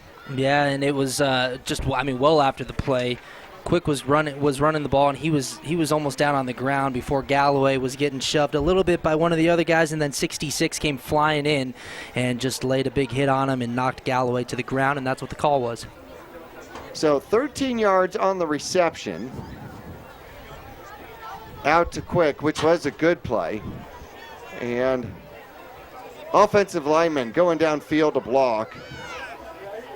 Just a tad bit too much aggression there, right? So personal foul against Coconino. And so it's going to be a first down, I think. Should be a first down, and they're going to mark it at the 24-yard line. Nope, 26-yard line. There we go. Yeah, and you just don't need that. Sorry to step on you there, Jackie, but you just, after a big play right there, your quarterback makes a nice play under pressure to dump it off to your running back. Your running back turns that into even more positive yardage, and then that play brings him back. They fake the jet, and it ends up on the ground, and a Menace who's been in the backfield. In fact, I think he set up a couch and a recliner back there, and he'll pick up the fumble recovery. So the ball, the interchange, there was the jet fake, and I think he tipped the ball, and then the running back never got it in the breadbasket, and Menace went ball hunting. Would that be pig hunting? Yeah, I think so. Pigskin hunting. So Mingus now with the ball at the 22-yard line. Jimenez just like the sack. He's had 2 sacks tonight. His last one, blitzing off at the end, untouched. Same exact thing here, except he was on the right side of this line. Untouched, coming from the edge, and is perfect position to jump on that ball and recover it for Mingus. So here comes Mingus. Mingus puts one man in motion and then fumbles the ball. And Growth jumps on it. So that area of the field seems to have an epidemic. We need a fumble vaccine. Do you know if there is one? I don't know if there is one or not. It might be just, holding the ball and taping it to your hands for a while. I've had that happen once or twice to me. Yeah, no kidding. So Mingus now 2nd and 12. From the 24-yard line, 2:37 left to go in the first half. Mingus leading 43-6. Mingus will keep it himself and then pitch to the outside, and here goes Ruiz. Ruiz gets a block and gets around the corner down to the 20. And I was looking to see if they were going to call that a blindside block or not, as Mingus got a little bit of the shoulder, but it looks like Ruiz getting up slow from the far side of the field. And at the same time, we've got a Coconino Panther down who pops back up. Number 6 pops back up and walks off the field under his own accord, but they did call an injury timeout, so half of the offense is coming over. And then now they got to walk all the way back to the 20-yard line. So it ends up being a gain of about 4, bringing up 3rd and 8. And Ruiz got his first carry of the night. I'll tell you what, Meyer waited absolutely until the last second to pitch that ball to Ruiz. I mean, he got hit hard after that. Myers looking to throw. He's got protection. Throws downfield. There's Stabrith coming back for it. Breaks away from one guy and then does an acrobatic job to dive toward the end zone. But the line judge says that he stepped out of bounds. Another nice job here by Meyer. It's just a play action, and he's looking. He looked like he was trying to hit Pollock, and then ends up going downfield. And as you mentioned, Stabrith just fighting off the defender down there and trying to keep his feet inbounds, but he steps out of bounds before crossing the goal line. But just nice awareness there to keep your composure and keep your body control in order to just catch the ball first and then break a tackle to try and get to the goal line. And while you're doing all that, you're trying to figure out how to keep your feet in bounds. That's why NFL receivers do ballerina dancing. No, I'm that kind of a training to see if you can tiptoe like that. And Myers is going to go around the corner, take on a Coconino Panther head on, and dive into the end zone for his second rushing touchdown of the game. And Mingus goes up on top now. The cannon's getting tired. It's getting delayed. Mingus will go up on top 49-6, waiting for the extra point. Meyer didn't try to avoid the Coconino defense, just went right into the teeth. Yeah, and actually the guy that he plowed over there, number 23, Kyle Crenshaw, is still lying out there on the field. And Meyer, I mean, absolutely delivering an offensive hit there, and that's what got him into the end zone. But unfortunately, Crenshaw is on the ground still, and you see the Panthers training staff running out there right now. Well, we're going to take a quick little break, give that young man some privacy, and we hope that he is okay. Hope he's going to be quickly back up on his feet. We'll be back to Mingus Union High School right after this.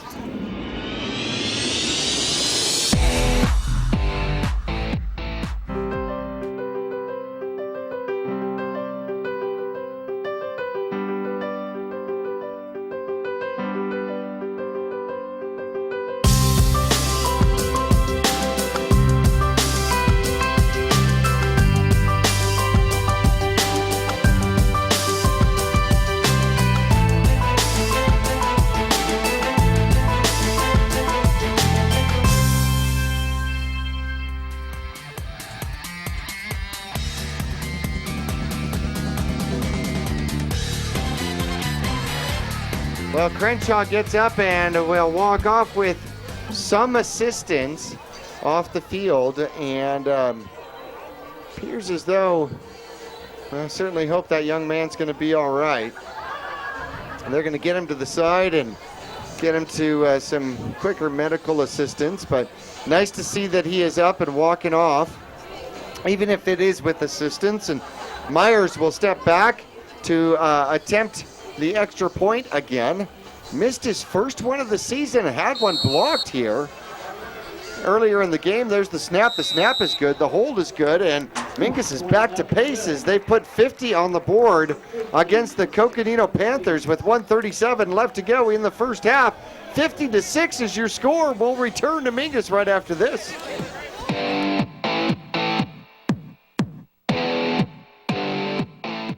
Respected locally, trusted nationally. The Ledbetter Law Firm in Cottonwood has a professional team ready to help with personal injury, corporate law, and real estate. Licensed in multiple states, federal and tribal courts, the Ledbetter Law Firm is experienced in healthcare law, education law, and liquor licenses. Selected by lawyers and judges as one of Arizona's finest law firms, the Ledbetter Law Firm on Main Street in Old Town Cottonwood, online at ledbetterlawaz.com.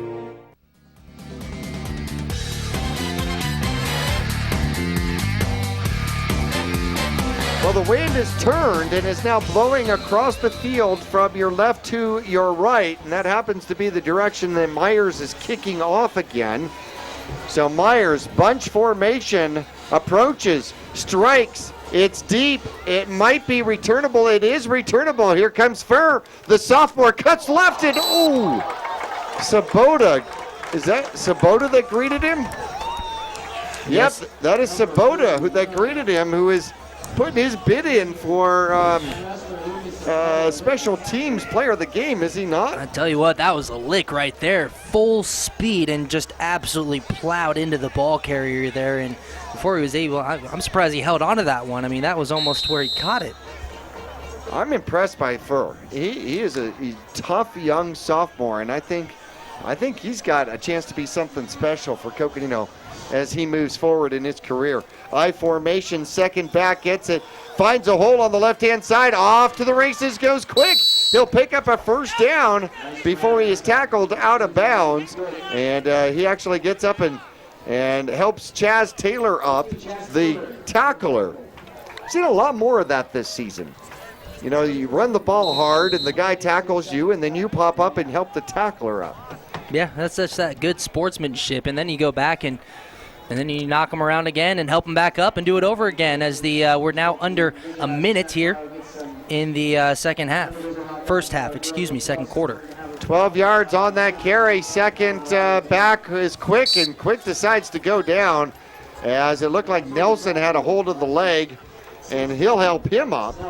And I think that's always a good rule. If somebody's got your leg and you can count to 2, you better get down because something's coming and it's hunting. Yeah, you're just kind of like a sitting duck or a standing duck out there, nowhere to go, and you're just extremely vulnerable. Somebody has the bottom of your leg, and I mean, unless you're getting hit in the perfect spot where you can go down normally, it's not going to happen. I mean, you got to think you're going to get hit, and all sorts of twisting motions are going to happen. So at some point, it's just a little bit better to go down. What you're saying is when they're holding you up like that, you're sure if you're a sitting duck, you're going to get quacked.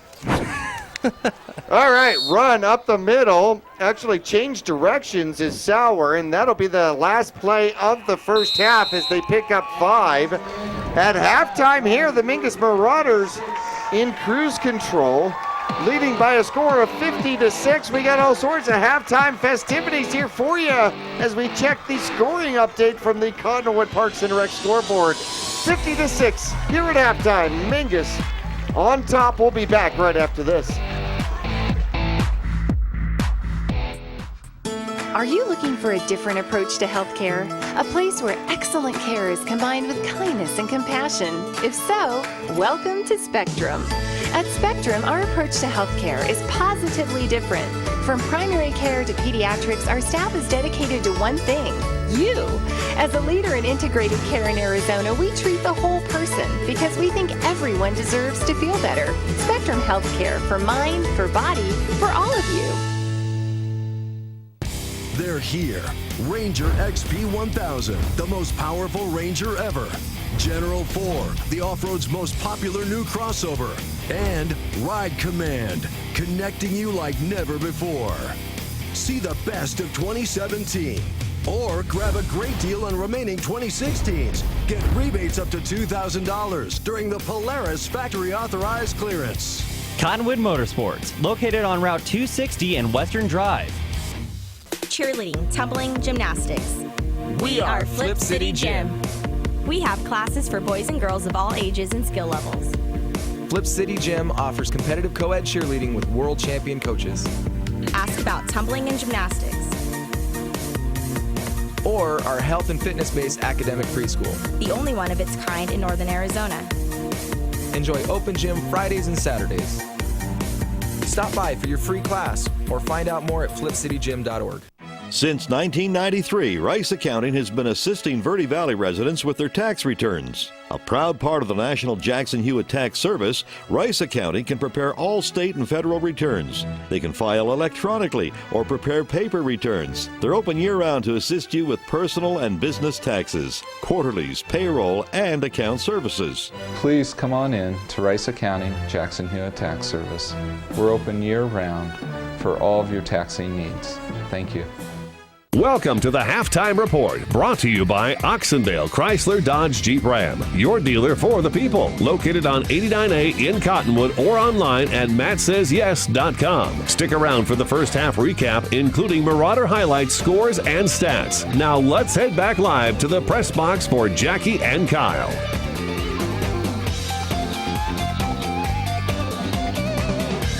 Welcome to the Oxendale Chrysler Dodge Jeep and a Ram halftime report. Long name, well worth it. We got lots of scoring updates for you. 50-6. It has been an aerial and ground attack. It's been armies moving, marching up and down the field. Ladies and gentlemen, we've had 500 yards of offense in the first half combined between both squads. Yeah, I mean, the offense for the Marauders came out ready to play here. They're playing like it's the second to last game of the season, and they're really trying to make a playoff case for themselves, and they're doing it. I mean, getting it done in the air. I mean, once we see the touchdowns in the first half here, I mean, it's unbelievable. The air, the ground, Meyer keeping it himself, getting it done on the ground, and then you have Growth every once in a while giving it to him. It's just everything's working great here on the offense. They're really picking up where they left off against Flagstaff last week and then even the week before that. The Mingus Marauders band out on the field, entertaining the crowd here for the last and final home game of the regular season. Let's check into some of the plays here, the scoring drives. With 7:21 left to go in the first quarter, Mingus would get going with a 45-yard bomb. Meyer avoids traffic and then throws downfield and finds Ruiz. Earlier, he had Link he had available on that same route, and it didn't work out. Meyer got the extra point. It was 7-0. And then immediately, less than 30 seconds from that spot, Coconino strikes back, and I thought, here we go. An 80-yard breakaway by Quick. And I'll tell you, his name, you know, the name that actually looks like what it's describing, well, that's it. David Quick is Quick. And he absolutely rolled to the outside. The extra point was blocked by Nelson, so it was 7-6. Still first quarter action. 6:23 left to go. Mingus would score again. This one on the ground, a 26-yard run by Meyer as he breaks off to the near side and just absolutely beats the defense. Throws, actually, the quarterback got kind of a shoulder, and he was able to keep his shoulders level. That was set up by a 36-yard dash by Stabrith. The extra point was good. It was 14-6. 4:25 left to go. Another 26-yard run finds pay dirt for the Mingus Marauders. This one by Growth. Gets stopped up the middle somehow, finds a glimmer of open space to the outside, and then outraces everybody to the end zone for the touchdown. The extra point was good. It was 21-6. 2.5 minutes left to go, and Pollock gets his first touchdown receiving of the year. This one a 38-yard touchdown strike downfield, and Pollock finds himself behind the defense. Nobody around him, and all alone he found a football falling from the sky to play with. Meyer got the extra point. It was 28-6. Then second quarter action. That was all the first quarter. 34 points in the first quarter. Second quarter action, 9:15 left to go, and Mingus would strike again. A 34-yard field goal by Meyer. His third field goal of the season was good, and it was 31-6. He had that easy. That was easy. Oh, yeah. He had plenty of leg. He wants to set the Mingus Marauder kicking record is what he wants to do, which means he's going to have to be about 54 yards. So, 54, 55 yards. And he's got the leg for it. And if you find a spot with the wind, he can get it done, I'll tell you what.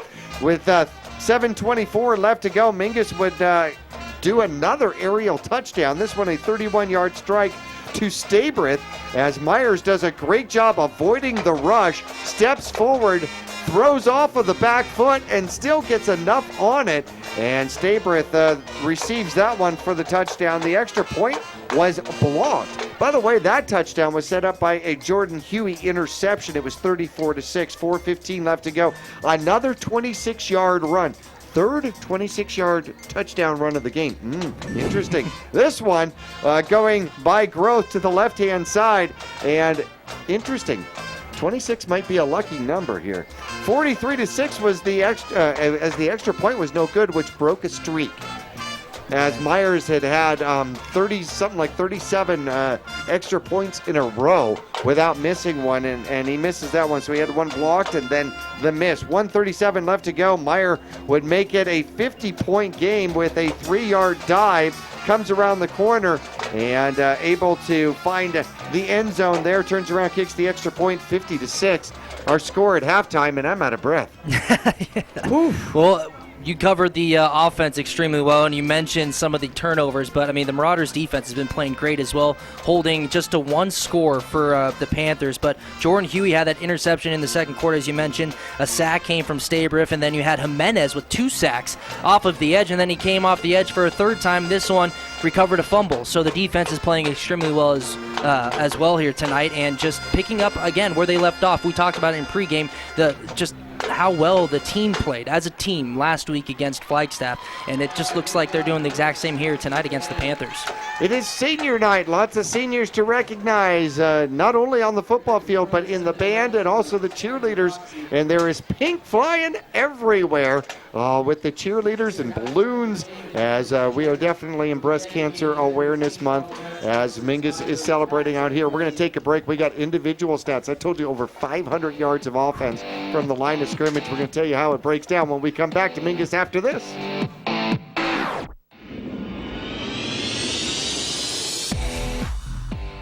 People always ask us, what does being a dealer for the people mean? Being for the people is a simple idea. We believe everyone deserves to drive a nicer, newer car. That belief drives the entire team at Oxendale Chrysler Dodge Jeep Ram to care more, to try harder, to work smarter. We're dedicated to helping you find or fix the perfect car for your life and budget. Whatever is keeping you from driving the car you want, we guarantee we'll try our best to help you. We're Oxendale Chrysler Dodge Jeep Ram, and we're a dealer for the people. Visit us at our store in Cottonwood or see all our deals at mattsays.yes.com. You'll get more miles for your money at Reese's Tire and Automotive Tire Pros. It starts with matching the right tire for you, your vehicle, and driving habits. And continues with expert brake, alignment, and warranty services to extend the life and performance of your vehicle. And to serve you better, we now offer King Cobra custom exhaust systems. Find out more about our nationwide warranty at reesestire.com.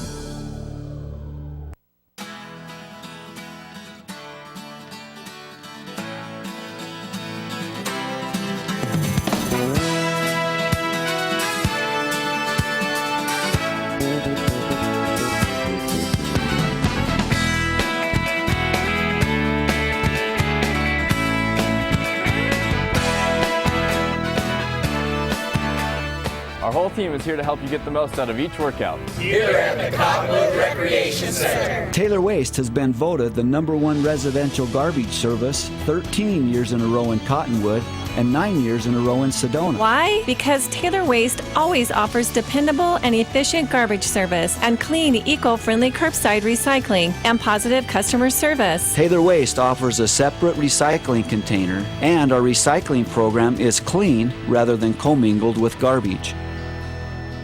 To start service, call your locally owned Taylor Waste, dedicated to providing service tailored to your needs. For 30 years, Roxu screen printers have provided Northern Arizona with clean, crisp, quality screen printing. They work with you to make the right choices in creating the right artwork and message to put forth your best image. Choose from brand name products and even fashion-forward designs, including caps, tees, sweatshirts, polos, and jackets. Make Roxu your choice for work and sports uniforms, workwear, resort wear, and more. Find out more at rokzootees.com. Roxu screen printers in Cottonwood, where clothing comes to rock.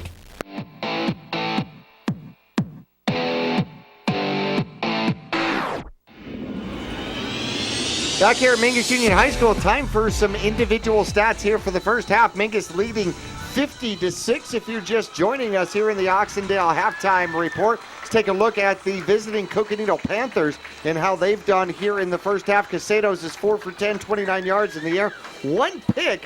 Huey got that one. Quick on the ground, an 80-yard touchdown run. Sets up 9 carries for 122 yards in his only touchdown, 157 rushing yards, 29 yards on the ground, and 186 total for the visiting Panthers. Also carrying the ball, Sawyer had a couple of carries. Furr has 2 for 24, and they found Christopher, the halfback's got 24 yards on the ground as well. For the Mingus Marauders, boy, it's been an explosion as they have just sent the ball everywhere. Quarterback Meyer is 6 for 8, 203 yards, 5 touchdowns, 3 of those in the air, 2 of those on the ground, no interceptions. Growth has got 11 carries, 105 yards, 2 touchdowns. But also, the Mingus Marauders have, like I said, spread it around. Pollock's got his first receiving touchdown of the year. Stabrith has got 3 receptions for 84 yards. In this one, Ruiz has got 2 receptions for 81 yards. And Mingus has 391 yards of total offense here in the first half. Absolutely unbelievable. And like defensively, you said we got a fumble recovery. We've got 2 takeaways, 1 an interception, and 3 sacks on the quarterback here just in the first half. We're going to take a quick little break. I believe that Travis was wandering around and eager to join us here for the halftime report. We'll take a quick break and get Travis in here. We'll be right back to the cave here at Mingus. People often refer to Larry Green Chevrolet as the people place. Keeping that reputation is a priority in the community and with every customer that comes through the door. If you're on the market for a new or pre-owned car, truck, van, or SUV, you'll find their selection extensive and their sales team professional and courteous. You can also count on excellent after-sales service. Visit Larry Green Chevrolet on Highway 260 next to Walmart in Cottonwood.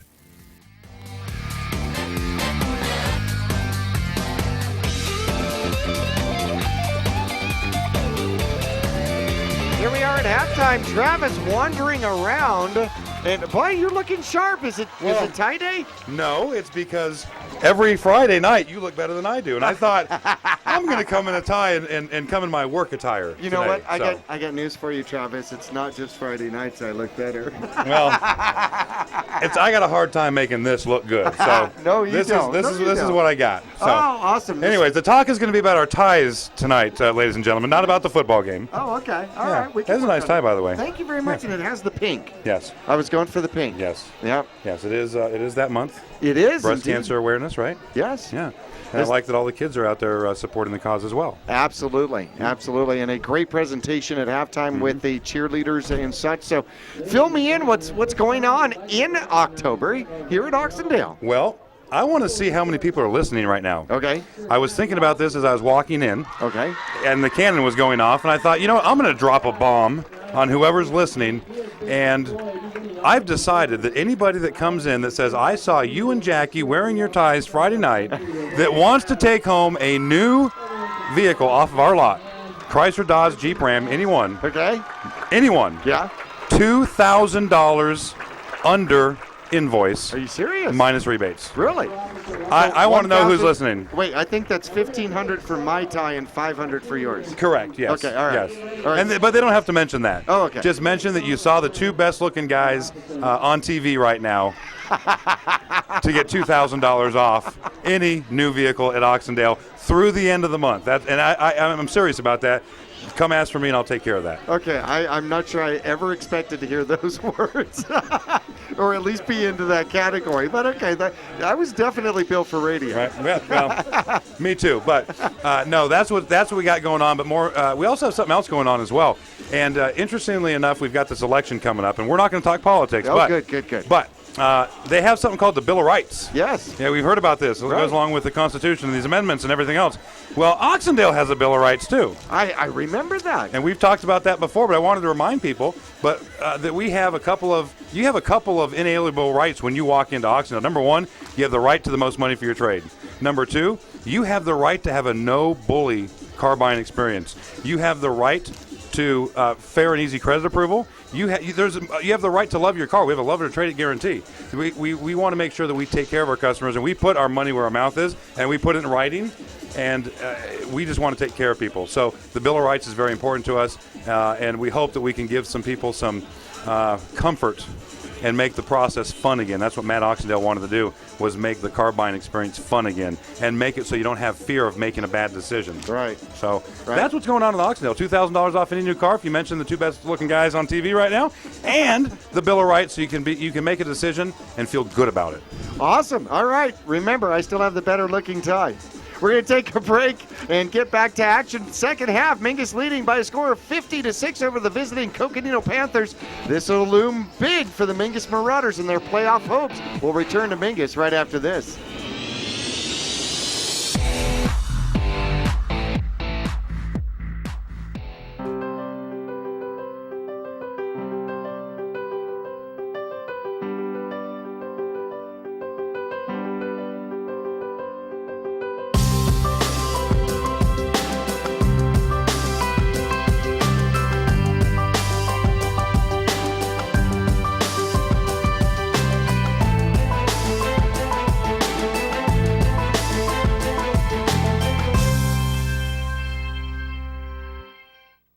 Are you looking for a different approach to healthcare? A place where excellent care is combined with kindness and compassion? If so, welcome to Spectrum.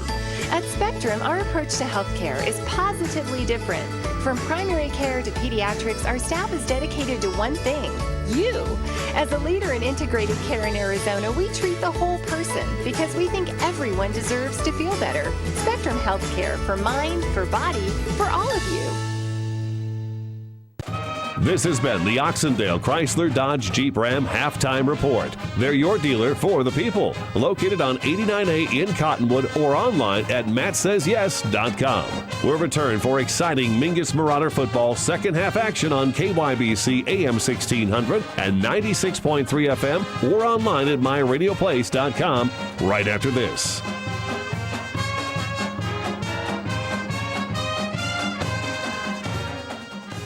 People always ask us, what does being a dealer for the people mean? Being for the people is a simple idea. We believe everyone deserves to drive a nicer, newer car. That belief drives the entire team at Oxendale Chrysler Dodge Jeep Ram to care more, to try harder, to work smarter. We're dedicated to helping you find or fix the perfect car for your life and budget. Whatever is keeping you from driving the car you want, we guarantee we'll try our best to help you. We're Oxendale Chrysler Dodge Jeep Ram, and we're a dealer for the people. Visit us at our store in Cottonwood or see all our deals at mattsays.yes.com.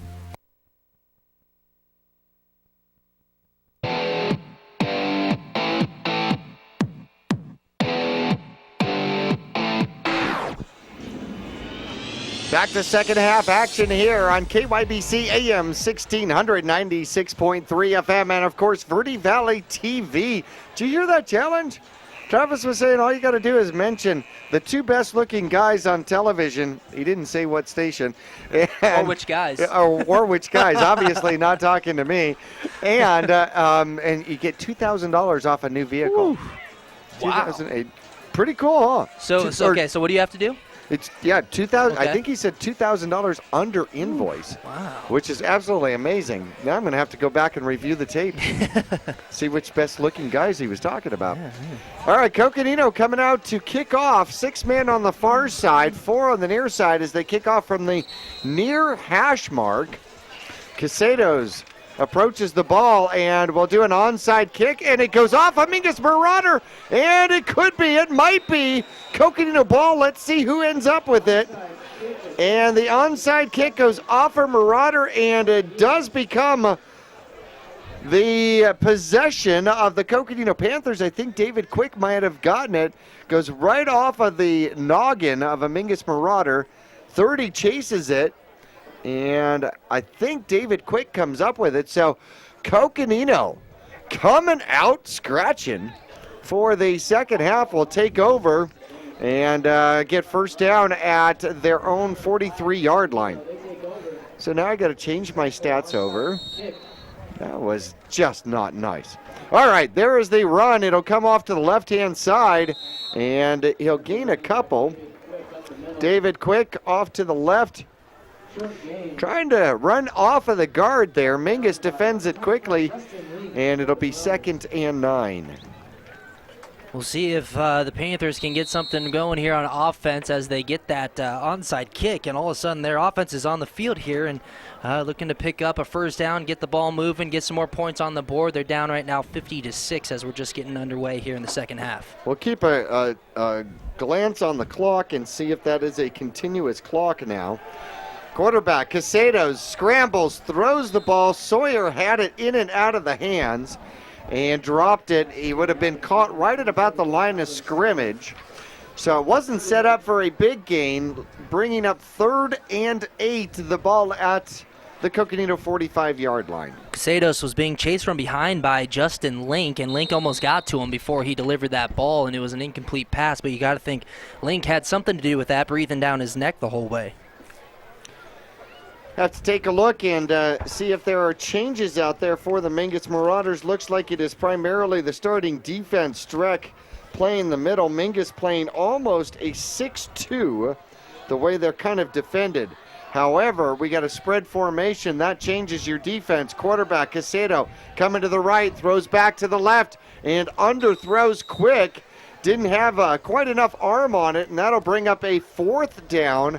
And a punting situation here for Coconino. So even though they didn't get the kickoff, Mingus 3 plays later forcing a potential punt from the Coconino Panthers.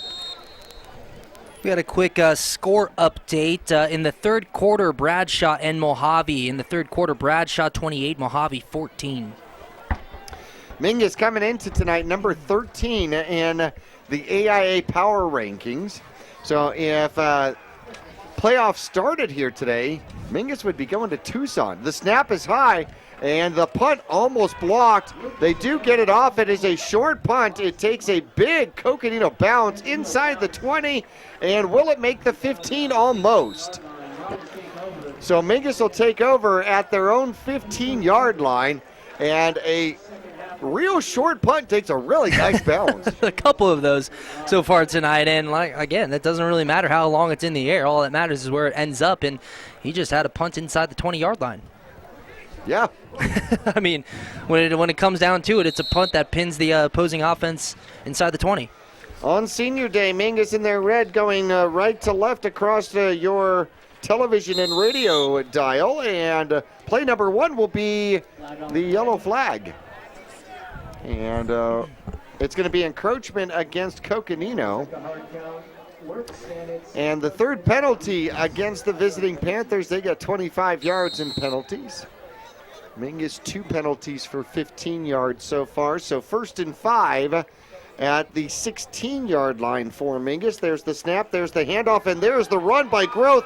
In one Panther, out another, and he is gone. He's at the 30, the 10, 20, the 10, the 5, and touchdown. 79-yard run by Growth, and well, that'll get him. He actually, first half, he already had 100 yards. He'll be approaching 200 now. Yeah, just give it to him right away. Huge hole on the right side of that line. I mean, it seemed like there was no defenders at all once he got through that. Made one guy miss in the secondary, and then the rest was just green grass, and walks into the end zone easy. Another huge touchdown run there for Growth to open up the first offensive drive for the Marauders in the second half. They got U-fold. That's turf, not grass. All right, Meyer set up for the extra point. Taylor's got the hold. The kick is up. And the kick is good. So just like that, Mingus, one offensive play, penalty and then a play, puts 7 more up on the board, 57-6 in the third quarter. We'll be back after this.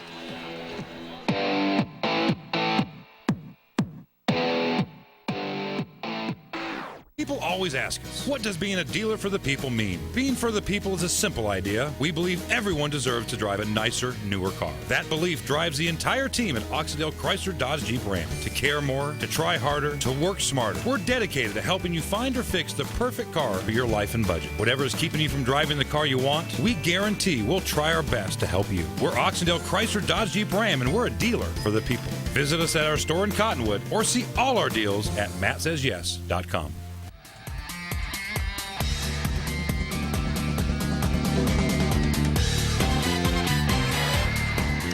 Back here at Mingus Union High School, a lot of seniors as the crowd very proud of their Mingus Marauders. The kickoff is returnable by the Coconino Panthers. Furr is going to break to the outside. He's got a lane. They're chasing him. He's past the 30, and he scrambles out of bounds at about the 35-yard line. About a 36-yard return. 34-yard return for this sophomore from Coconino. I swear he's going to be quite a talent. Yeah, you know, we were talking about how this is just a young Coconino Panthers team here. I mean, we got a lot of their playmakers this year. I mean, their quarterback, senior. You got Quick, a senior as well, but you have Furr, a sophomore. Another guy, Baca, he's actually a senior, but Sauer. They got a lot of sophomores on this team who are up and coming. It's going to be big. Handoff goes to Sauer. Sauer caught in the backfield, and he'll able to lean forward for one. And it looks like Sabala gets the tackle, so Mingus is going to start changing out some numbers out there. And a sophomore, in fact, the starting quarterback for the Mingus Marauders JV squad gets a tackle and gets some kudos from the rest of his squad out there.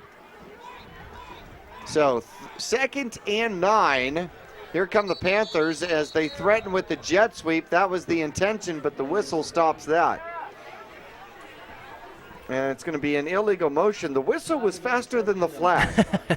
It's the chicken and the egg thing, you know? Yeah, at first I thought it was a timeout, and then the flag came in a little bit later. That's going to back up the Panthers. Well, when the flag gets stuffed into the pocket, and the pocket is a little tighter than it was a season ago. I'm not saying anything. I'm just, from personal experience, So 2nd and 14, spread formation, one back in the backfield for the Panthers at the 30-yard line. Man in motion, they're going to go the opposite direction, and Sawyer gets the ball up the middle with a read option, and he'll get 2. And the clock continues to roll. We are in continuous clock out here. So 3rd and 13 now as they'll pick up 1. Nice job by the defense there. You had Zabala there on that tackle, Colby Fanning, and then number 31, Sabota as well. Just a nice job filling the gaps and coming up and making a big play and just, again, preventing this offense from really getting anything going. They stopped them 3 and out, their first offensive possession in the second half. Quite a few of the JV squad back there looking to pass as Casado. Casado off of Sawyer's hands, and then he's punished. And no flag. Thought the flag might have come Zimbala and Sabota. Wow, that's going to be tough to say in the future years. Forces a 4th down, so 4th and 12. And Jimenez is going to get a chance to return. He's standing out about the Mingus Marauder 40-yard line. Well, if he starts running like he's coming off of the edge here so far tonight, he'll have a lot of success back there. Mingus comes after the punt, doesn't get it. Jimenez does have a returnable punt, a spin and a step and a spin. Gets him out to the 40-yard line, 44-yard line. Mingus will take over there. What a nice tackle by Fulcher for the Coconino Panthers. He gets down there very, very quick. No fair catch by Jimenez, and he breaks down, squaring up to Jimenez, making sure he can make that tackle, and he does. Very nice job there by Fulcher. Well, Mingus making some changes. Gabe Meyer comes in to Galloway's position. And how about that? Zero gets a shot there at the center position. Taylor takes over at the quarterback position. A lot of JV squad out there. Taylor's going to keep it himself. And, he'll run into Christopher.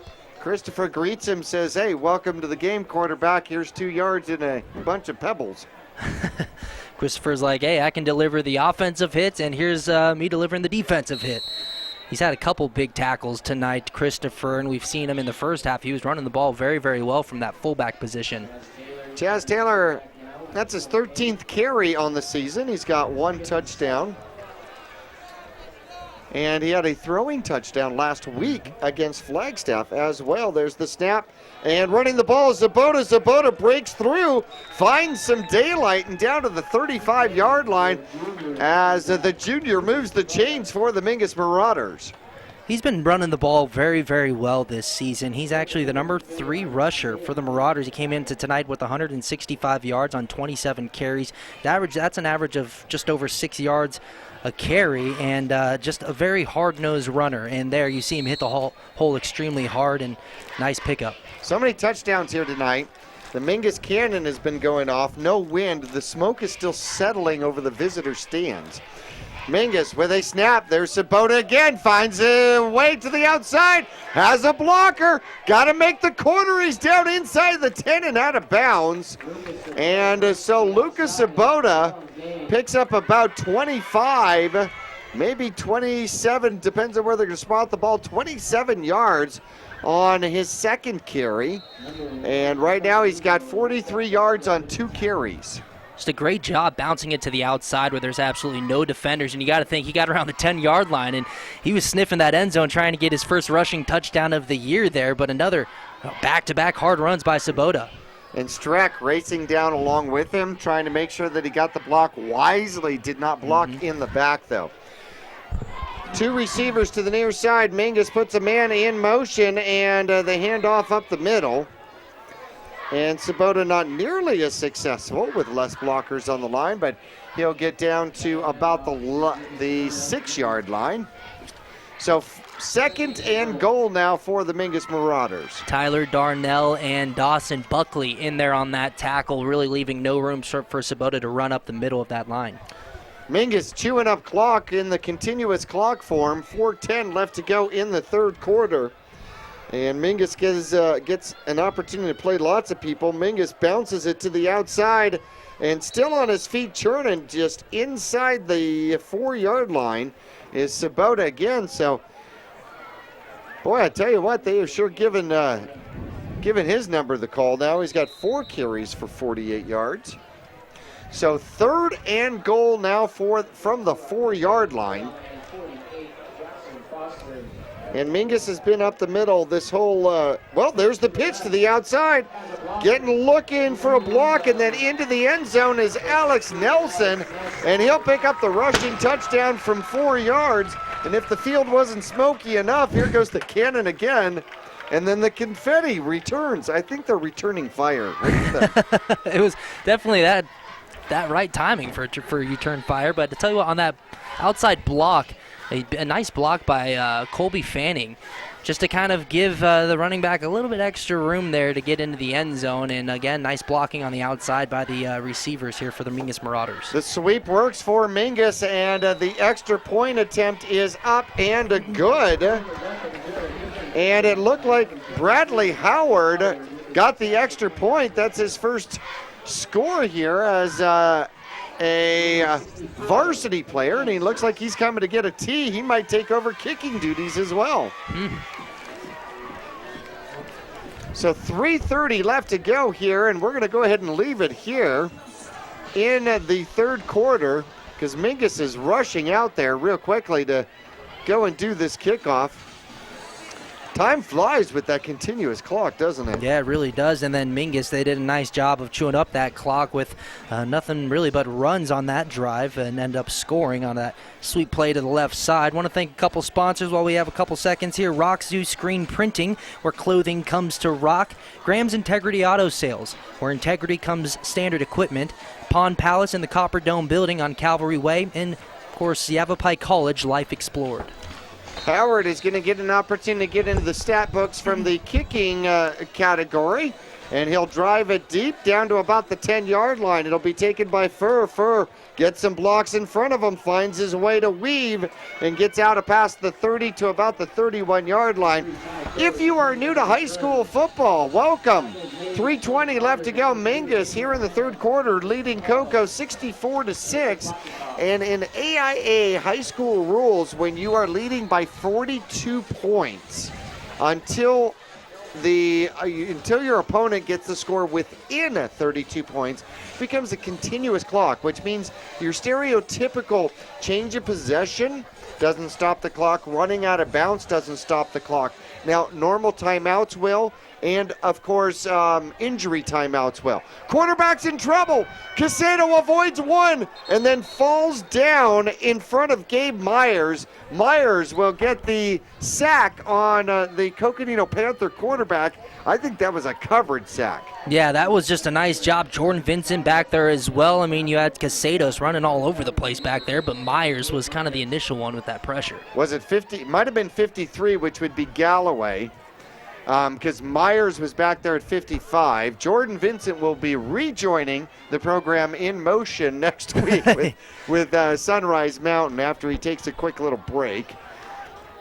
So Casada, that is his 4th sack, and that one will go for 11 yards. They'll hand off up the middle. No, Casada will keep it himself. He'll get to the outside, almost get a big chunk of the lost yardage back as he'll pick up 6, bringing up about 3rd and 13 from the 29-yard line.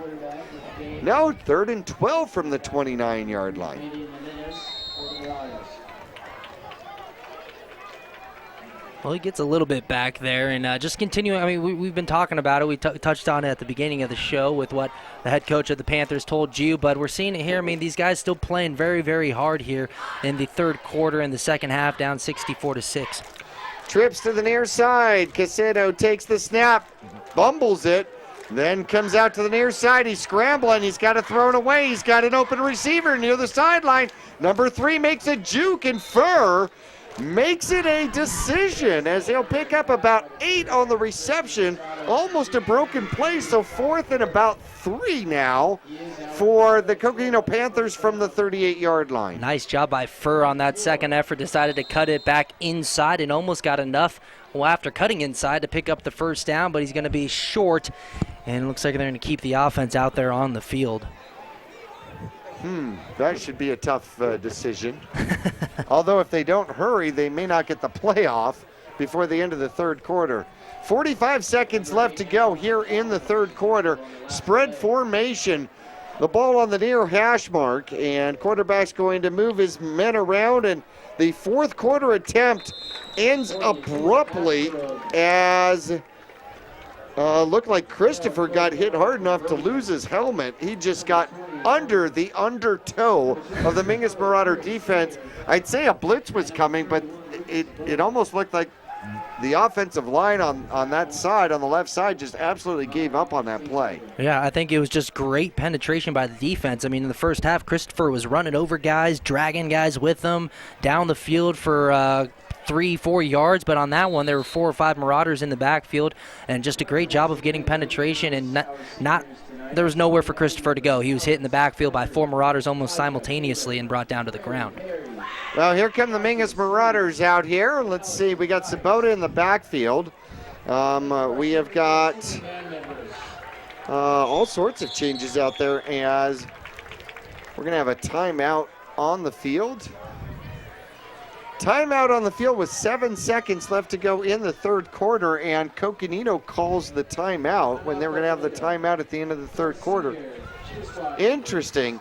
I'm not exactly sure why that happened. Blaneras, by the way, coming out to play the near receiver position, so we're going to have to be looking for all sorts of different numbers out there from the Mingus Marauders. Gabe Myers will stay in there. Chaz Taylor will stay at the quarterback position. And Jordan Taylor out there. We've got number 70 playing the, he'll be playing center out there for the Mingus Marauders. Masood will take the other receiver position, number 34 on the far side. So Mingus has all sorts. This is a mixture of JV and, well, it's all future Mingus Marauder football, I'll tell you that. Mingus will hand the ball off the middle, and Sabota will take a shot to end the third quarter. Cottonwood Parks and Recreation scoreboard says 64-6, 70 points put up on the board here at Mingus Union High School. We'll be back for the 448 right after this. Respected locally, trusted nationally. The Ledbetter Law Firm in Cottonwood has a professional team ready to help with personal injury, corporate law, and real estate. Licensed in multiple states, federal and tribal courts, the Ledbetter Law Firm is experienced in healthcare law, education law, and liquor licenses. Selected by lawyers and judges as one of Arizona's finest law firms, the Ledbetter Law Firm on Main Street in Old Town Cottonwood, online at ledbetterlawaz.com. Cheerleading, tumbling, gymnastics. We are Flip City Gym. We have classes for boys and girls of all ages and skill levels. Flip City Gym offers competitive co-ed cheerleading with world champion coaches. Ask about tumbling and gymnastics. Or our health and fitness-based academic preschool. The only one of its kind in Northern Arizona. Enjoy open gym Fridays and Saturdays. Stop by for your free class or find out more at flipcitygym.org.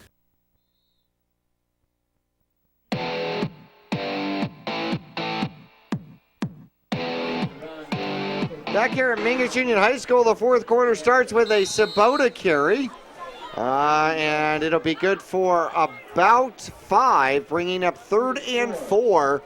Mingus at the 29-yard line of the Coconino Panthers. Mingus with a comfortable lead here in the fourth quarter. Takes the snap, and Chaz Taylor held the ball out, expecting somebody to come get it. Nobody came, got it. So we figured, okay, I better just run this myself, and able to scamper forward for about a yard. 4th and 3. Now, what do you do in this situation? You don't necessarily, you want your squad to get reps out there. At the same time, you don't necessarily want to, run up the score either. Mingus is going to take the snap and actually wait and see if they would get the first down by penalty. It does not work. Coconino does not jump. There's the snap. Sabota with the carry as he drives the legs forward. And at the same time, you've got to find out whether or not your future running back has the goal to be able to pick up the first down when you need it, and he does. Mingus moves the chains at the 24. Yeah, the goal of what you're doing out there on the field changes a little bit when you have different personnel and you have your guys that aren't your starting crew out there on the field. I mean, you got this big lead, you got some sophomores in there, and it's just, why not try to give your future running back that ball to try to pick up the fourth? Sabota will take the carry again, and Mingus has been consistent, if nothing else. Run the ball up the middle, and Sabota, going to be a tired young man. He'll finally get a break. He'll get to come out. And he'll pick up 2. Coming into his place out there, Charles Furry. If I saw that number correctly. So number 22 in the backfield at the moment, and he'll take the snap and he'll run the ball and get stood up and pushed back, but he'll pick up about 3 yards before the misdirection. And I don't mean that he was going a different direction from the line of scrimmage. I mean he was going forward and then he was going back. Couple score updates from around the region. Bradshaw and Mojave, that one's still in the third. Bradshaw 35, Mojave 14. Prescott taking on Flag Prescott with a 26-0 lead over Flagstaff. Mingus eating up clock, chewing it up like it's ice cream here. 9:12 left to go. Mingus hands the ball up the middle. No, I'm sorry. Keeping the ball himself is Taylor. And Taylor is able to pick up the first down as he wanders off the left side as the option works for Mingus. So line of scrimmage now the 12-yard line for Coconino. 9 minutes left to go, and Mingus taking their time. Yeah, taking their time. I mean, I would say they're keeping the clock moving, but we have this continuous clock. But they're doing a nice job of just picking up a little bit here and there, and like you said, keeping the ball moving, especially with this new personnel out there on the field. It's great to see that. And man in motion, there's the handoff, and running hard and still running hard and keeping the legs rolling for the Mingus Marauders, trying to get a number off of him. And 22 I with believe the that was run. Furry again. Yep, Furry with the run. Running hard, 5 yards on the carry. Yeah, I mean, he was drew some contact there towards the line of scrimmage and then spun off it and almost got dazed a little bit and then put his head down and kept the feet moving and picked up another 5 yards. So Mingus set to go inside the 10-yard line. Colby Fanning goes in motion. Chaz Taylor keeps it himself and had to tear it away from the running back. He said, no, it is not going to be a give, and literally spun himself completely around, found his balance, and then able to scamper into the end zone for the touchdown from about 7 yards out. And the cannon goes off again as Mingus hits 70 points here tonight. You know, it's kind of tricky from the running back standpoint of, that it takes a little bit to get that timing down, the feel and that relationship and chemistry with your quarterback just to be able to put a little pressure on the ball and know when he's about to try and pull it out. Howard with the extra point, up and good, and Mingus is pleased that they may have a replacement kicker for next year. 71-6 with 7:57 left to go. We'll take a break. And break something. We'll be back to Mingus after this.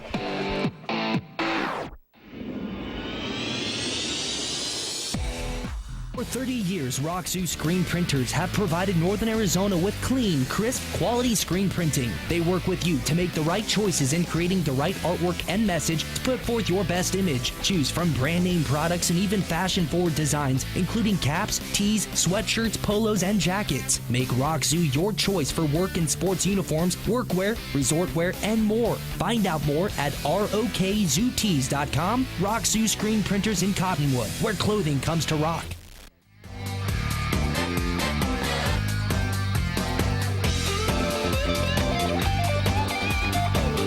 Well, Taylor gets the the touchdown, the extra point by Bradley Howard, and the Mingus Marauders are Well, up by quite a bit. The kickoff from Howard going to be taken at about the 5-yard line, dropped.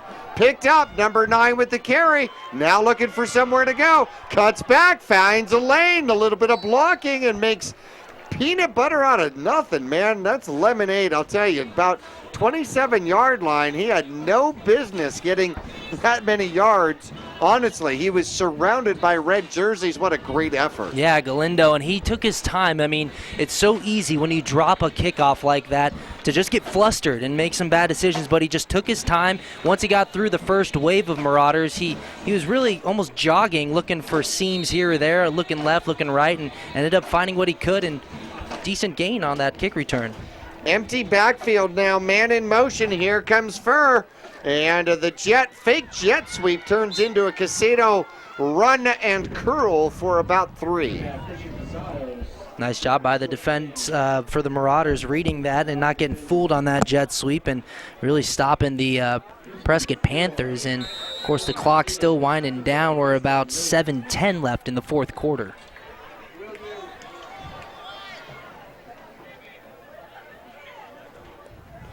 Here come the Panthers looking to throw. Oh, and that one slipped. I hate that. Casados took the ball, went to pump fake, and he got a little more pump than he had fake. And the ball comes out, and that brings up a 3rd and 8 as we're under 7 minutes left to go in this one. Don't you hate that? That wasn't supposed to happen. I know. And then you know when you're sitting in films and you know it's coming up. Yeah. You're like, oh, please just fast forward. Oh, please just fast Rick, forward. why couldn't this happen in the first quarter? Because then it'll be over with in the first 10 minutes of film instead of waiting the whole game. Yeah, we got to wait for this. Throwing opportunity again. Quarterback scrambling, looking for life. Gets to the outside. He's got to run it. And is pushed out of bounds from behind. And we'll see if he actually picked up the first down or not. If not, it is a 4th down. The umpire in the middle of the field is settling down at the 34-yard line. That'll make it short by about 3 long yards. So 4th and 3. Coconino with the ball at their own 34-yard line. Again, Jimenez in the backfield, just chasing whoever has the ball. He's just been on it this game. I mean, coming off of the edge, unblocked sometimes, and other times fighting through blocks, getting back there and just kind of disrupting plays all night long. Empty backfield again. Mingus definitely showing blitz. Here it comes. Casado out to the right-hand side. Gets in trouble. He's got nowhere to go and will get pushed out of bounds. And Dominic McCauley picks up the sack by pushing him out of bounds. Sophomore gets his first sack of the season out there. We had 2 sophomores with sacks here. Yeah, nice job by McCauley, just not giving up. It's very easy when you're a lineman, really, to just kind of, once the play goes away from you, it's very easy just to kind of give up and say, okay, it's over there. But McCauley just stays with it and ends up forcing the quarterback out of bounds. Not Dominic. Man, that guy has no off switch. I mean, he is a beast Even on better. the field. And then the thing is he will hit you with everything that he's got and then get up and be your best friend and go, let's do it again. That was fun, right? That was fun. Wait, no, get up so we can do this again. I can't get up. Dominic, leave me alone. 5:30 left to go. Mingus taking their time as Martinez comes in the ball game, and we're going to probably see him on the offensive line for the Mingus Marauders. 5th sack in the game. In fact, Mingus has 5 sacks. Coconino has 5 sacks on the season. And Sabala keeps the ball and scavengers himself. He's going to try to split the defense, and he is down to the 10-yard line as Zabala keeps the ball and once again had to struggle to get the ball away from the would-be running back. Picks up the first down, and it should be 1st and goal from just inside the 10-yard line. Just a nice job. Broke a tackle there and then ended up really just picking it up on his own. I mean, he carried a guy on his back there, picked up the first down and more, and just running the ball hard, continuing to here in the fourth quarter. There's the snap. Mingus runs up the middle, and they'll pick up a good solid 5. So 4.5 left to go, and Mingus knocking on the end zone again, already leading 71-6.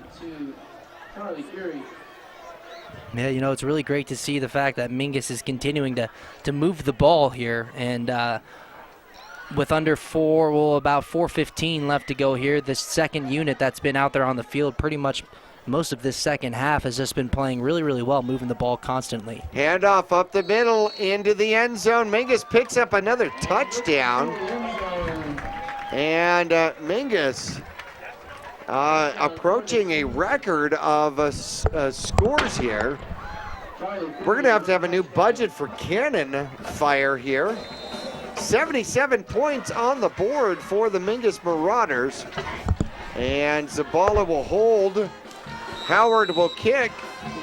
And it is good, and Howard gets another one. We'll take a quick break with 4:03 left to go. 78-6. Mingus on top at Senior Day. Haven't seen a senior since the first play of the second half. We'll be back after this.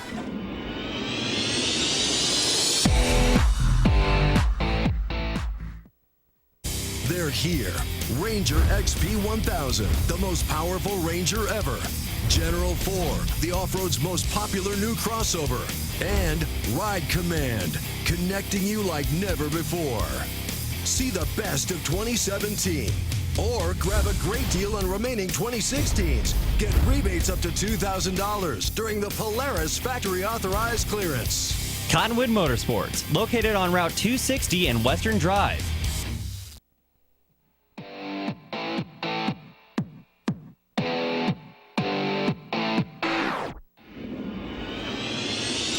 Howard looking to kick off for the Mingus Marauders again. Bunch formation. This one will get down to about the 14 and bounce. Picked up by number 9. He'll try the inside. Now the outside. Follows his block well and then gets tackled. A nice tackle out there by Jimenez at about the 30-yard line. Boy, offensive and defensive players of the game are going to be really tough to figure out. Yeah, offensive, defensive, and then we got special teams, a couple big play on special teams as well, so it'll be tough. All of them are going to be tough. How about that? I think my freshman son may have had his first varsity play out there on a return or a kickoff coverage. Here comes Coconino. There's the handoff. And a new quarterback in there for Coconino, number 3. So I think they're starting to look toward the future as well. And a pickup of 2 up the middle. Yeah, well, why not start now? I mean, this is a perfect time here to try and just try some new personnel out there. I mean, they got multiple weapons, and just this Marauders defense has been playing well from the very first snap here, the first kickoff actually. And it's been tough for the Panthers to get really anything going. Why not try and get some new personnel out there, some of the young guys, see what your future looks like. Well, Furr is taking over at the quarterback position. He's got an eye. One receiver to either side. Takes the snap. There's the pitch. Pitch going to Sauer. Sauer gets eaten up. And number 24 in on the tackle. That is Justin Link. Zaboda over there as well. And Sauer a little slow to get up, but pops up like the tough football player he is, and it'll be 3rd and 10 from the 30-yard line. We've been talking about Jimenez getting in the backfield constantly. Another one, Justin Link has been back there quite a few times as well. Just, he had a couple nice tackles for losses, but just being just a presence in the backfield kind of disrupts the timing of a play, especially when you talk about you got running backs back there, maybe your quarterback is looking for something downfield and he's being flushed out of the pocket. Well, Mingus has got all sorts of other players out there on the line. He has 3 defensive players. Jimenez is out there. Mingus showing blitz. There's the snap, and the jet sweep is eaten up quickly out there by Sabota. And that's not going anywhere, so that's going to bring up a 4th and long, but about 32 left in the 4th quarter. I'm going to go out on a limb and say Mingus is going to win this one, leading 78-6. Although, the Coconino Panthers, obviously, the scoreboard isn't going to show it. Number 1, great sports from these young men. Number 2, they never said die. They never stopped playing. And I'll tell you what, they are seriously looking forward to their game against Flagstaff next week. That to them is their Super Bowl. Snap is up in the air, and that might be a turnover as it bounces off the quarterback. And it is recovered by number 34, but Mingus is going to get the ball back. And they will stop the ball on the change, stop the clock on the change of possession. So Mingus will have to come out, and we assume that it'll be victory formation for the Mingus Marauders out there. Yeah, you know, you're talking about Flagstaff Cocoa next week. That is, no matter what sport it is, no matter what level, anytime those crosstown rivals up there in Flagstaff are playing, it's a huge game, and it's a huge game for the community as well. They usually get a lot of great turnout at those games. Been to a couple Cocoa flag basketball games, which are just a ton of fun. The atmosphere is absolutely ridiculous. It's loud. It's just those crosstown rivals. They've been playing well together and go back and forth year in and year out. Well, Mingus brings out a good chunk of the freshman offensive line. Zabala's going to take a knee out there as Tristan gets an opportunity out there. Gronk, Isaiah. Oh, my goodness. The Mingus Marauders, a lot of freshmen. I told them they may have a chance. A lot of freshmen get out there. Tommy Watson got on the field out here for the Mingus Marauders, another sophomore, as the time is and the clock is going to run out. The final here at Mingus Union High School, Mingus 78, Coconino 6. That might have been the biggest final bang I have seen in quite a while. The Canyon, they're going to have to leave it out there for a couple hours to cool off. The Cottonwood Rex Park and Rec scoreboard, 78-6, your final here tonight. We're going to be with you for postgame. We got a lot to cover. We'll be back after this.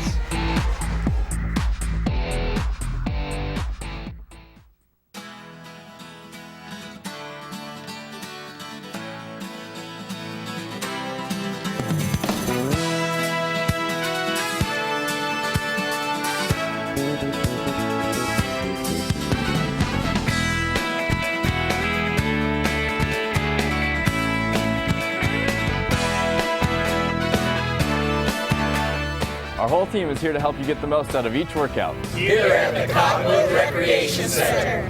They're here. Ranger XP 1000, the most powerful Ranger ever.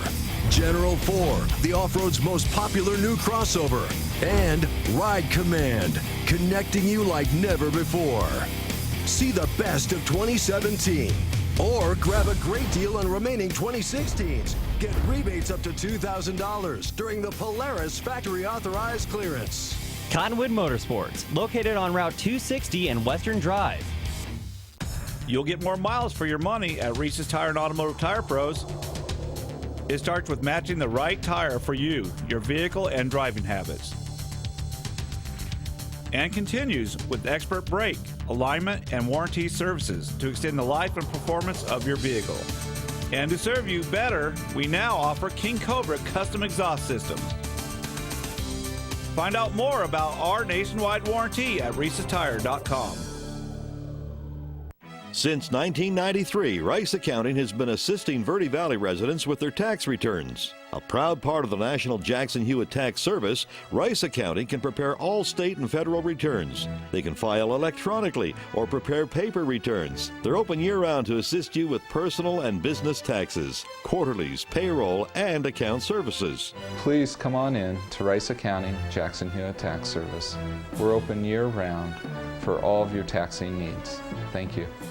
For 30 years, Roxu screen printers have provided Northern Arizona with clean, crisp, quality screen printing. They work with you to make the right choices in creating the right artwork and message to put forth your best image. Choose from brand name products and even fashion-forward designs, including caps, tees, sweatshirts, polos, and jackets. Make Roxu your choice for work and sports uniforms, workwear, resort wear, and more. Find out more at rokzootees.com. Roxu screen printers in Cottonwood, where clothing comes to rock. People always ask us, what does being a dealer for the people mean? Being for the people is a simple idea. We believe everyone deserves to drive a nicer, newer car. That belief drives the entire team at Oxendale Chrysler Dodge Jeep Ram to care more, to try harder, to work smarter. We're dedicated to helping you find or fix the perfect car for your life and budget. Whatever is keeping you from driving the car you want, we guarantee we'll try our best to help you. We're Oxendale Chrysler Dodge Jeep Ram, and we're a dealer for the people. Visit us at our store in Cottonwood or see all our deals at mattsays.yes.com. Taylor Waste has been voted the #1 residential garbage service 13 years in a row in Cottonwood and 9 years in a row in Sedona. Why? Because Taylor Waste always offers dependable and efficient garbage service and clean, eco-friendly curbside recycling and positive customer service. Taylor Waste offers a separate recycling container, and our recycling program is clean rather than commingled with garbage. To start service, call your locally owned Taylor Waste, dedicated to providing service tailored to your needs.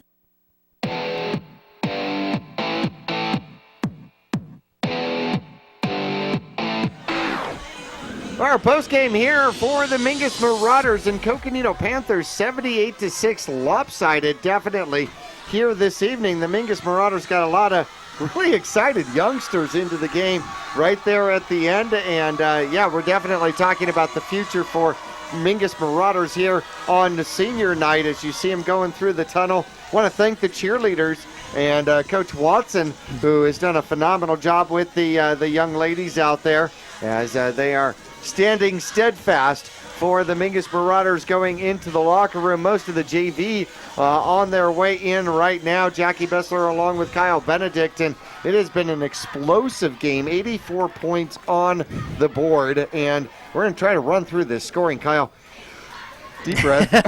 A deep breath. Mingus struck first with a 45-yard bomb out there as Meyer finds Ruiz. The extra point was good.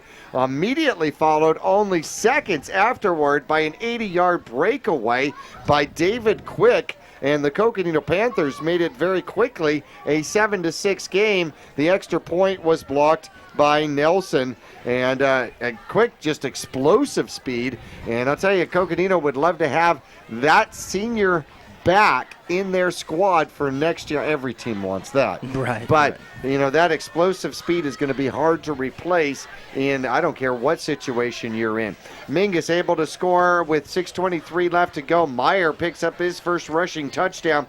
A 26-yard run, and that was set up by a 36-yard dash by Stabrith. The extra point was good. It was 14-6. Still first quarter action. 4.5 minutes left to go. A 26-yard run up by Growth. 26 yards was a magic number, I think. Growth bounces to the inside and then is able to bounce outside. Thought he was tackled 6 times in that carry. Not one of them got him to the ground, and it was 21-6 pretty quick. 2.5 minutes left to go, and Mingus would score again. It's all Mingus from this point. A 38-yard toss, his first reception. Meyer finds Pollock in the end zone all by himself, playing cards, waiting for friends to show up. I loved it. I loved it. You know, he was just looking up at the sky, waiting, and the football came flying out of the sky. Got his first touchdown reception. It was 28-6, and then 9:15 left to go here with Verde Valley TV. A 34-yard field goal by Meyer made it 31-6. Second quarter action. Mingus would strike again, just under 7.5 minutes left to go. Meyer finds a Stabrith downfield for a 31-yard touchdown pass, and this touchdown pass was actually set up by a Huey interception. And in fact, it was the following play right after the Huey interception. The extra point was blocked, and it was 37-6. 4:15 left to go. A 26-yard run by Growth. This isn't the same one. It's actually going the opposite direction. Growth gets his second touchdown run of the game, although it's similar. Bounces off a would-be tackler and finds pay dirt, and it was 43-6. The streak comes to an end, the PAT streak, by the way, as the extra point was no good. 1:37 left to go. Meyer makes up for it, says, I can't get one, I'll get 6. As he does, he finds the end zone, keeps it himself, off tackle to the left, and it was 50-6. And that was their halftime score, 50-6 at the Oxendale halftime event. Third quarter action. Mingus stops Coconino. They get the onside kick. and then Mingus gets it turned over on downs, and first play from there, a 79-yard breakaway by Jason Groth, and the extra point was good. Mingus led 57-6, and then from that point on, we were hard-pressed to find a senior on the field for senior night. 3:30 left to go, and Mingus will score again, a 4-yard sweep by Nelson as he gets a good block to the outside, follows his block, finds the end zone. The extra point was good by Howard, the future of kicking here at Mingus Union High School. Bradley Howard, and is he fast? Holy cow, you watch out. For fourth quarter action, continuous clock, 7:57, and a 7-yard run by Taylor, who had to fight first to get the ball from his own running back. I said it was a keeper, and actually spun him all the way around trying to keep the ball. The extra point by Howard was good. It was 71-0. Then fourth quarter action, 4:03 left to go. A 5-yard touchdown run will cap the scoring for the Mingus Marauders, and Howard gets the extra point, 78-6, and Mingus able to pretty much just run out the clock and run out the ball, keeping the Coconino Panthers pretty much at bay in the second half. Coconino had no success offensively at all. No, and it seemed like whenever they were starting to have some success and move the ball, the defense was stepping up and creating turnovers. I mean, there were a number of turnovers, sacks. You had defenders in the backfield almost all game, and it was just very difficult for the Panthers to get anything going. And when you can't get any momentum, it's very hard to find success. When you can't get on the, I don't want to say on the same page, because I think the defense by the Marauders was just playing so well.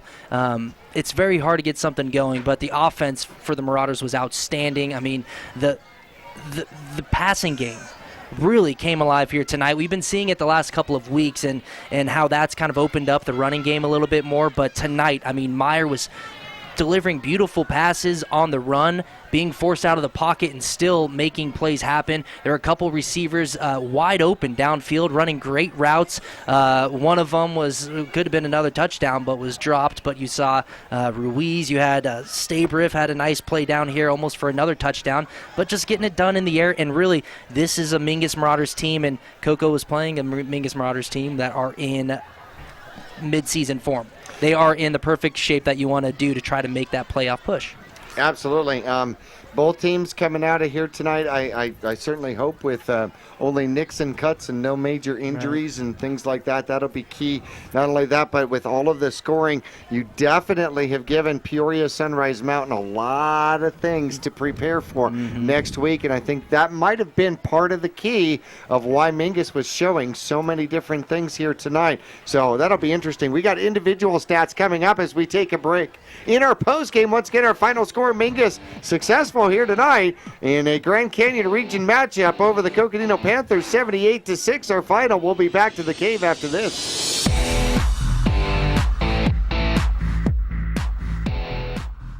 People often refer to Larry Green Chevrolet as the people place. Keeping that reputation is a priority in the community and with every customer that comes through the door. If you're on the market for a new or pre-owned car, truck, van, or SUV, you'll find their selection extensive and their sales team professional and courteous. You can also count on excellent after-sales service. Visit Larry Green Chevrolet on Highway 260 next to Walmart in Cottonwood.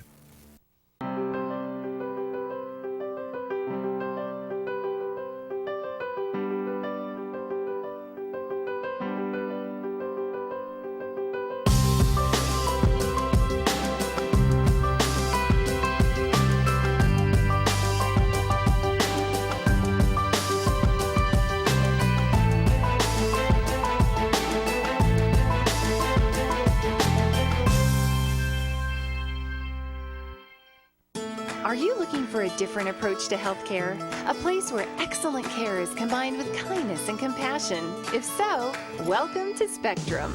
At Spectrum, our approach to healthcare is positively different. From primary care to pediatrics, our staff is dedicated to one thing: you. As a leader in integrated care in Arizona, we treat the whole person because we think everyone deserves to feel better. Spectrum Healthcare, for mind, for body, for all of you. Cheerleading, tumbling, gymnastics. We are Flip City Gym.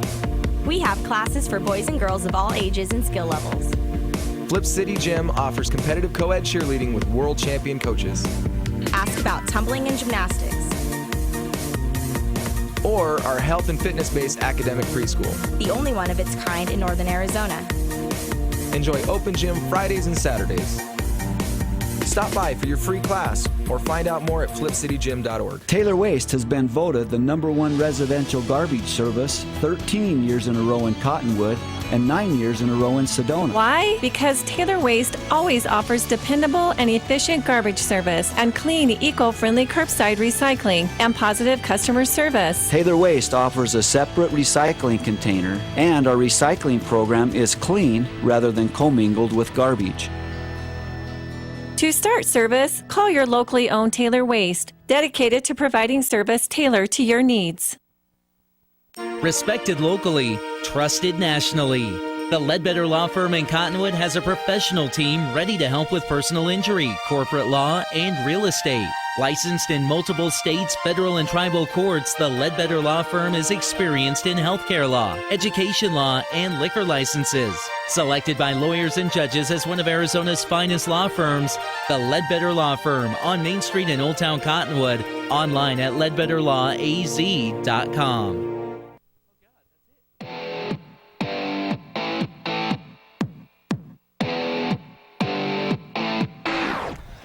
Well, the Mingus Marauders may have played, at least the seniors, their final game here on the Mingus Marauder field.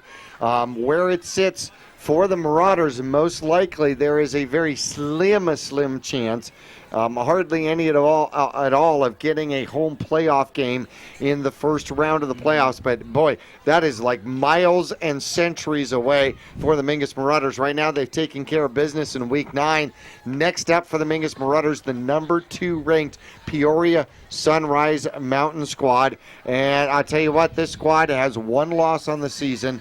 It was to the Saguaro SaberCats by a score of 34-6.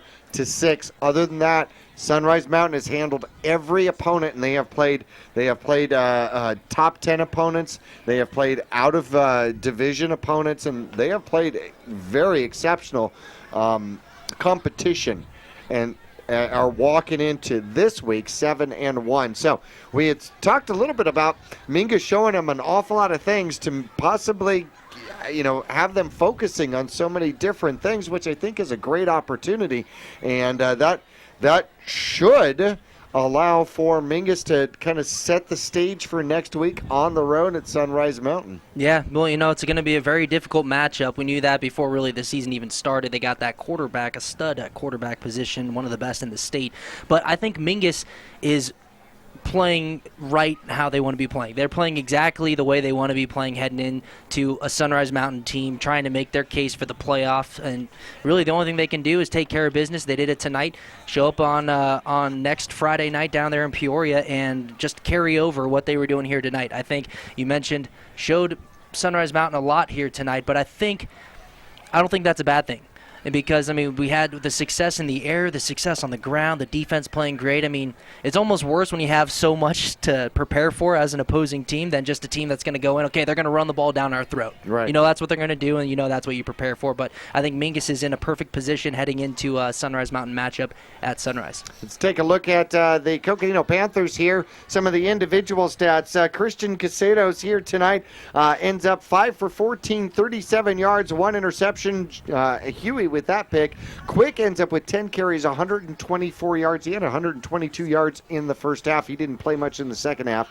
They're saving him for Flagstaff next week. 180 total yards of offense for the Coconino Panthers here. Mingus here tonight. Lots of stats. Meyer ends up 6 for 8. Didn't throw the ball in the second half. Barely touched the ball in the second half. 203 yards, 5 touchdowns, 3 aerial, 2 on the ground. Groth ends up with 12 carries, 184 yards. That'll help him getting toward a 1,000-yard back. 3 touchdowns here tonight. Mingus ends up with 376 yards on the ground. Meyer had 47 yards and a couple of touchdowns.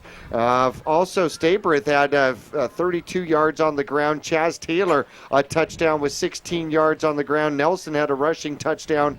Sabota adds 59 yards and 7 carries out there, receiving touchdowns. Jordan Pollock with his first reception for a touchdown this year. Stabrith caught 3 for 84 yards, all in the first half. 2 receptions for Ruiz for 81 yards, one of those for a touchdown. Offensive player of the game. Well, looking at the stats right there, I gotta go with Meyer. I mean, you're looking 5 touchdowns, over 200 yards, 3 touchdowns in the air. He threw 3 touchdowns. I mean, that's huge. 2 on the ground. I think you go with Trey Meyer. Okay. On offense. All right, defensively, I mean, you got your choices out there. We had sacks. We had Huey with an interception. Who do you like defensive player of the game? Really, for me, just talking about him all game, I got to go with Jimenez from the cornerback position. He was blitzing off of the edge, having a lot of success. I mean, he had 2 sacks, fumble recovery. I might have even missed some of those. I mean, that was in the first half. The guy was playing unbelievable, and then even in the second half here, continued blitzing off of the edge, and he was in the backfield almost every single play, so I have to go with Jimenez. Yeah, he set up a tent, and I think he's getting his mail there now. Special teams. Bradley Howard coming in, Great to see that. Getting some extra points on the board, hitting the stat book on the varsity level. And then I got to go with Zabota, though. Zabota needs a little love. This kid coming in, man, he was a missile on kickoff. He was an absolute missile.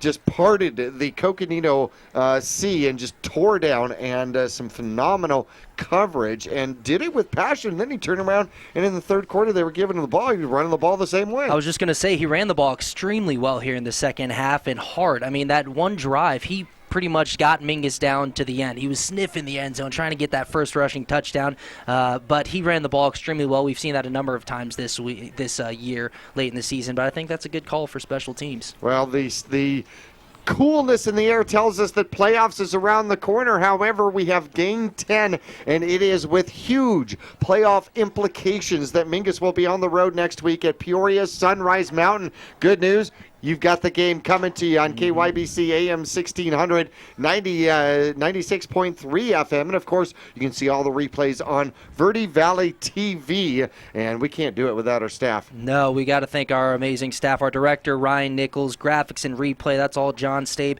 Camera operators, Rachel Valentine, Damian Huff, Madison Bradley. And then back in the studio for all you radio listeners, that's because of Lacey Sarabo. Great job. Way to go, Lacey. All right. Well, this will be a wrap. Mingus successful tonight. 78-6, an offensive juggernaut they were. See if this can roll over to a little tougher competition next week with Peoria Sunrise Mountain. Can't wait for it to happen. We'll talk to you next Friday.